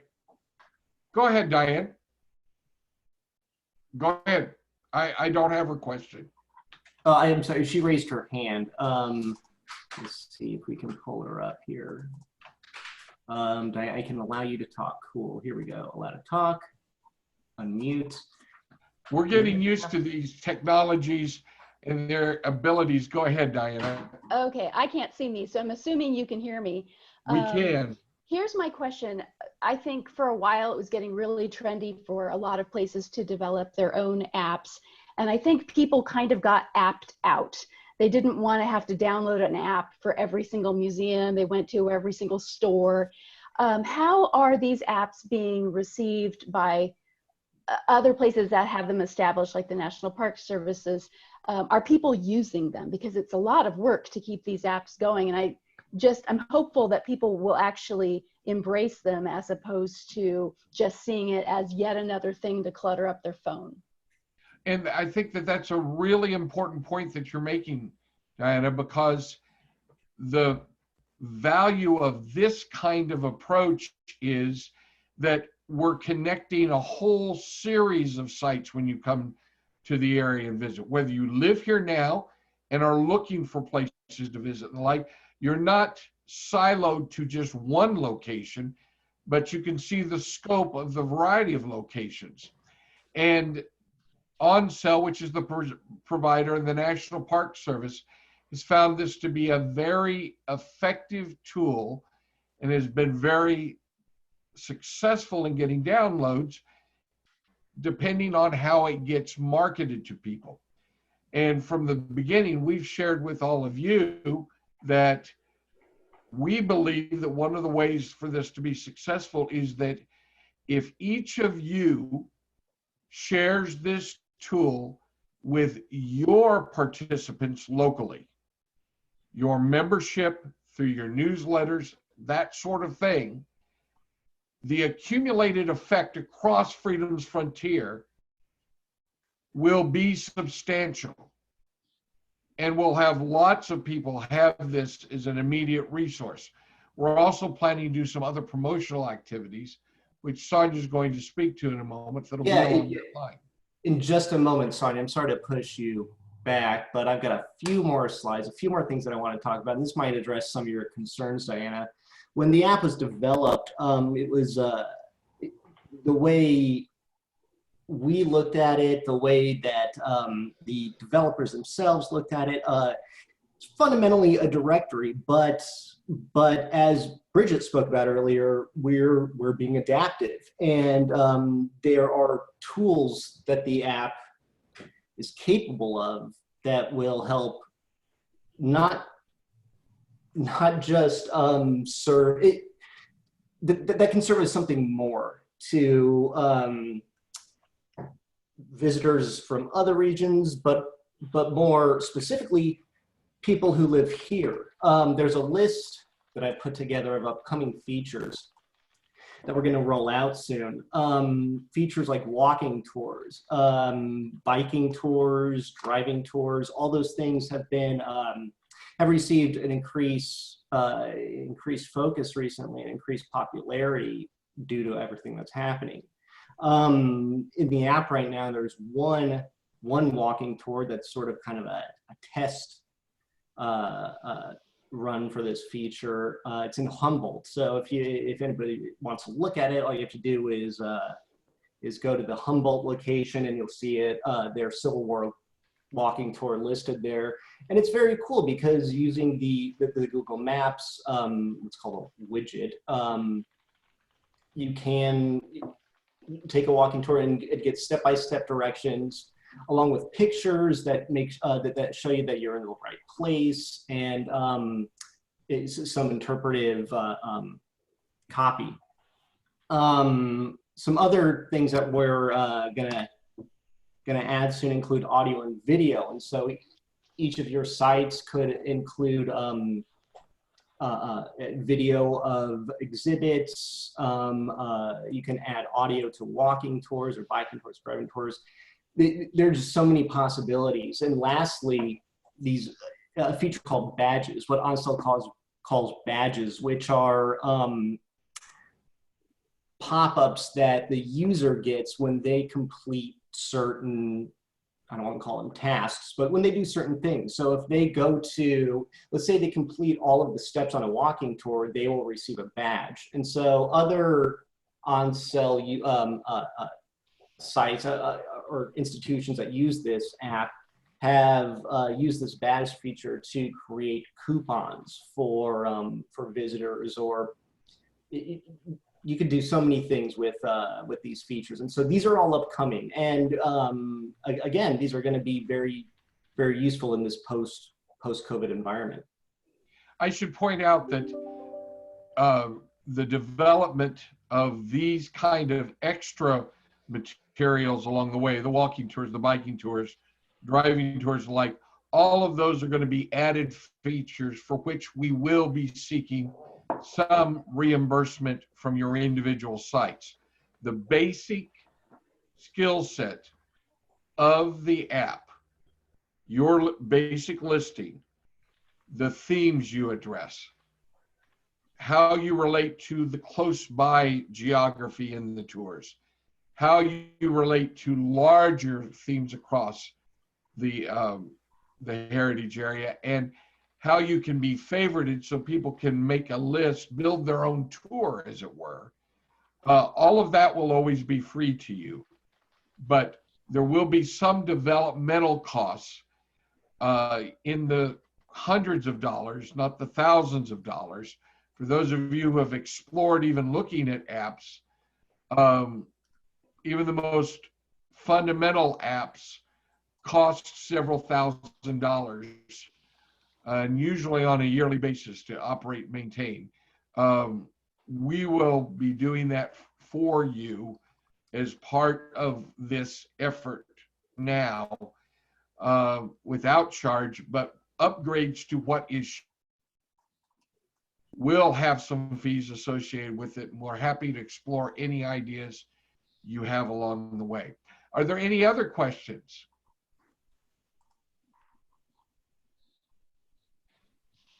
John McGee has raised his hand. I'm gonna allow him. John, we're going to try to enable your mic. One moment, please.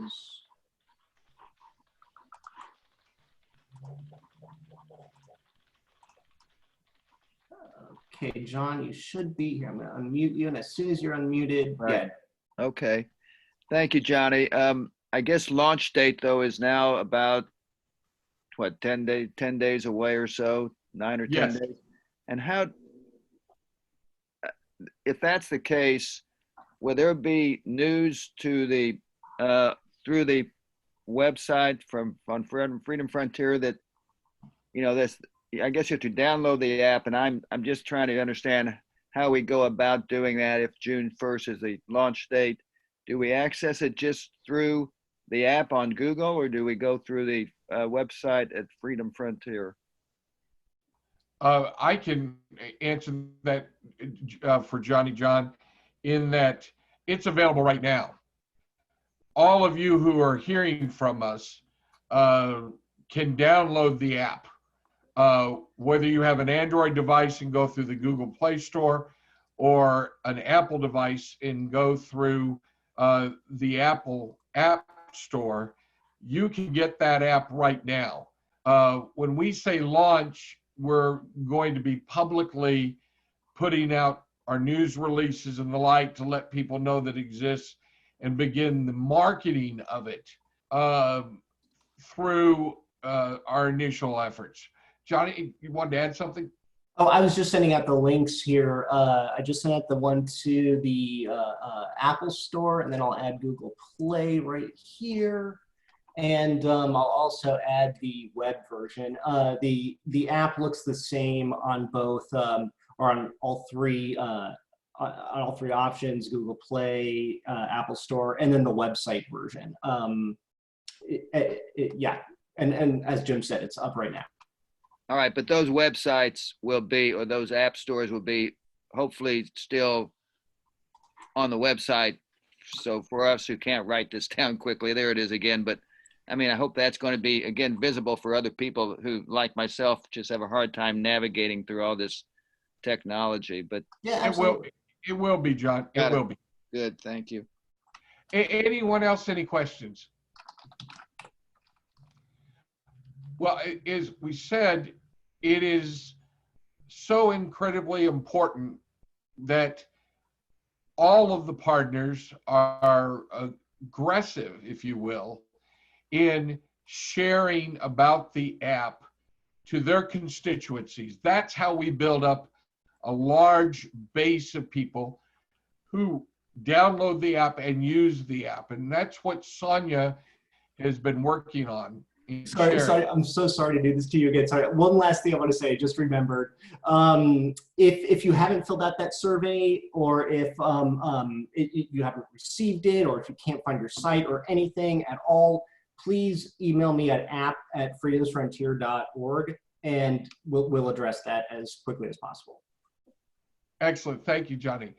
So, as mentioned, Sonia has pulled together a variety of the marketing materials that she wants to share with you and give you a sense of what's going to be there. And Sonia, you're up, take it away.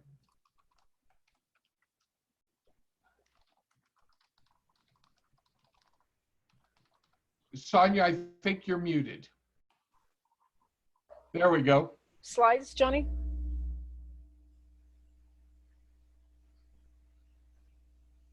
Okay, so the first thing that I would like to say is that though I have been working on this, I want to mention that Larry Fouch on our board, as well as other trustees, have had input on this, and we are working with an outside graphic artist to help us put the vision of the trustees to paper. So this is the poster that our graphic artist has come up with, and we are intending to use variations on this poster to have flyers, rack cards, table tents, informational cards, and to do things on social media as well. We wanted to get across the idea that this is something that's an adventure for people, and to give an idea with the little montage of photos, some of the different things people can expect to see while they're here. And then, of course, the hand that has our call to action to download the app has what the actual app looks like on a mobile device. We'll be working with Kansas Travel and the Missouri Travel Association to do ads in the state travel guides. We're going to do some posts in the travel blogs, and we'll have conversations with influencers to help get the word out to more than just our local area that we have this app. Other parts of our campaign will include the animation that you saw earlier. We will have stuff on YouTube. We will have a media push that will include news releases that we send out and sample news releases that partners can use to let people know that they are part of this app. We will have Facebook ads, and next slide. Most important in our campaign to get this information out is you, the partners. We will need you to, as Johnny said, verify that he has all of the information that you want on the app. We will ask that you share those printed materials on site, have the poster hanging up, have a place where you can have access to our maps and flyers and things like that for visitors to pick up and take with them. We will help provide some graphic elements for social media that you can share on your Twitter, Instagram, Facebook accounts. We'll provide the URLs for that animation video that we shared and anything else that we put on YouTube that you can share on social media.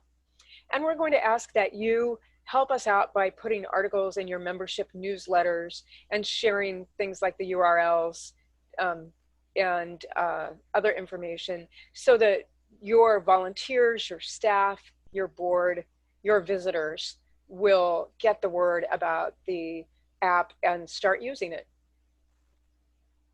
Then next slide. So this is kind of what a sample Facebook post or Facebook ad would look like from the Freedom's Frontier page, but we would also be able to make available to you a template that strips out that background photo and would let you put your own photo in there, whether it's a picture of some artifact from your museum or the outside of the building or reenactors doing a program. You could, you know, use that to promote your site at the same time you're doing the app. The next slide, we're going to simplify it a little bit to do things for Twitter, since many people look at that from their mobile app. The next slide. We'll have rack cards. So this, you know, look and feel will be spread across a wide variety of printed materials that we're doing. And then this is the last one I have. We have discussed making some like business card sized information cards that we could give to partners, to trustees, to the advisory committee. And if you are in an elevator and somebody asks you about Freedom's Frontier, you can give them one of these little cards that has our phone number, our website, our mission, and tells them to download the app. So that's all I have for you, and I'll be happy to answer questions. Excellent. Thank you very much, Sonia. Do appreciate that. We have a question from Diana about maintaining information on the site and hours of operation. Early on, we made a decision, Diana, that we were not going to put hours of operation directly into the app.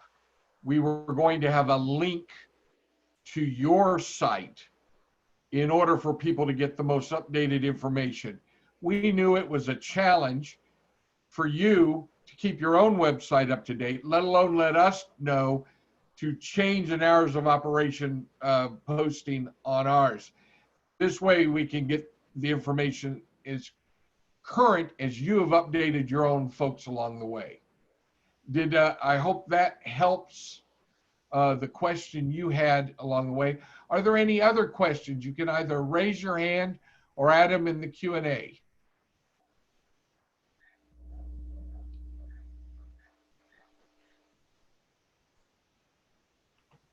I'm not seeing any other questions at this time from anyone else. Well, thank you all very much for participating today. We know that this has been a challenge for all of you and a change to be in this different format. It's adaptive for us, obviously, as well. Our next partner meeting was scheduled in June in Ottawa at the 1907 Theater. And I can't imagine a circumstance that would have us meeting physically so quickly. We hope to reschedule that particular effort and bring you back to the theater because we think it's wonderful for you to see a non-traditional historic site like that one in Ottawa, Kansas. And it has a unique way of being able to showcase that for us in a partner meeting setting. We don't anticipate, in fact, we'll resist getting rid of in-person partner meetings, but we do think that we're going to be able to do a variety of informational programming in this way, utilizing Zoom, and for those who are interested in the topics to join us on a single topic basis, so that you're also not having to sit for 2 hours, 2.5 hours along the way. We very much appreciate you participating today. When you log out of this, it'll immediately ask you to participate in a survey. I'll remind you and resend that survey to you as well.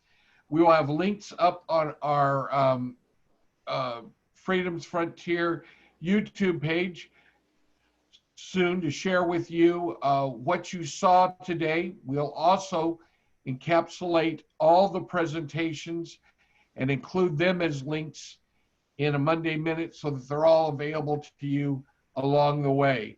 We know there was some really good information put together by a variety of our panelists. We want to make sure it's in your hands and in the hands of those partners who weren't able to attend today. So, does anyone else have any other question or comments you'd like to make at this time? You can either do that by going into the question and answer box or raising your hands.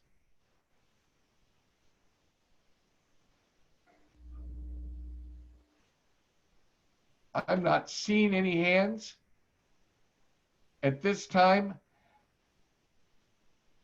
So, Amanda Burkhart raised her hand, Jim. Oh, go ahead.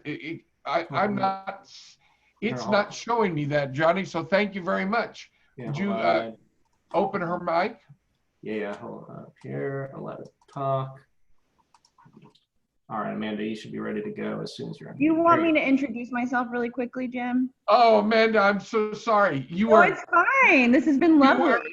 You were hidden in my on my screen at the top, and I didn't even see that you were logged in. That's. I know I've been here the whole time listening. It's been I fantastic. skipped you. My apologies. Go right ahead. Of course. Hi, everyone. My name is Amanda Burkhart, Amanda Hamilton Burkhart, and I am the new education liaison, and I'm so excited. If you have any, hi, Mary. If you have any questions about anything educational, please feel free to always message me. I've been working in education for about 12 years now, almost 13, geesh. So anything you would like to talk to me about, I work in museums, colleges, and actually preschools as well, so and high schools. So anything you want to know, please feel free to contact me. Wonderful. I am so thankful to have you with us. Amanda, you've seen from several of the articles she's already added to the Monday Minute and the outreach, how engaging and excited she is about the opportunities we have. And whether it was our Stuck at Home series element with John Brown, which will morph into portals to the past, and some of the other programming we're doing, Amanda and our partners are so significant in pulling these together. So excited to be working with you on that. And good to have you with us today. Are there any other comments or questions? Anyone want to raise their hand? All right. Not seeing anyone. We so thank you for the time that you put in with us here today in this virtual partner meeting. And I hope you stay well and safe. And we'll be sending you the information that you've seen in the screens here shortly. Take care, everyone. Thank you very much and have a great rest of your day.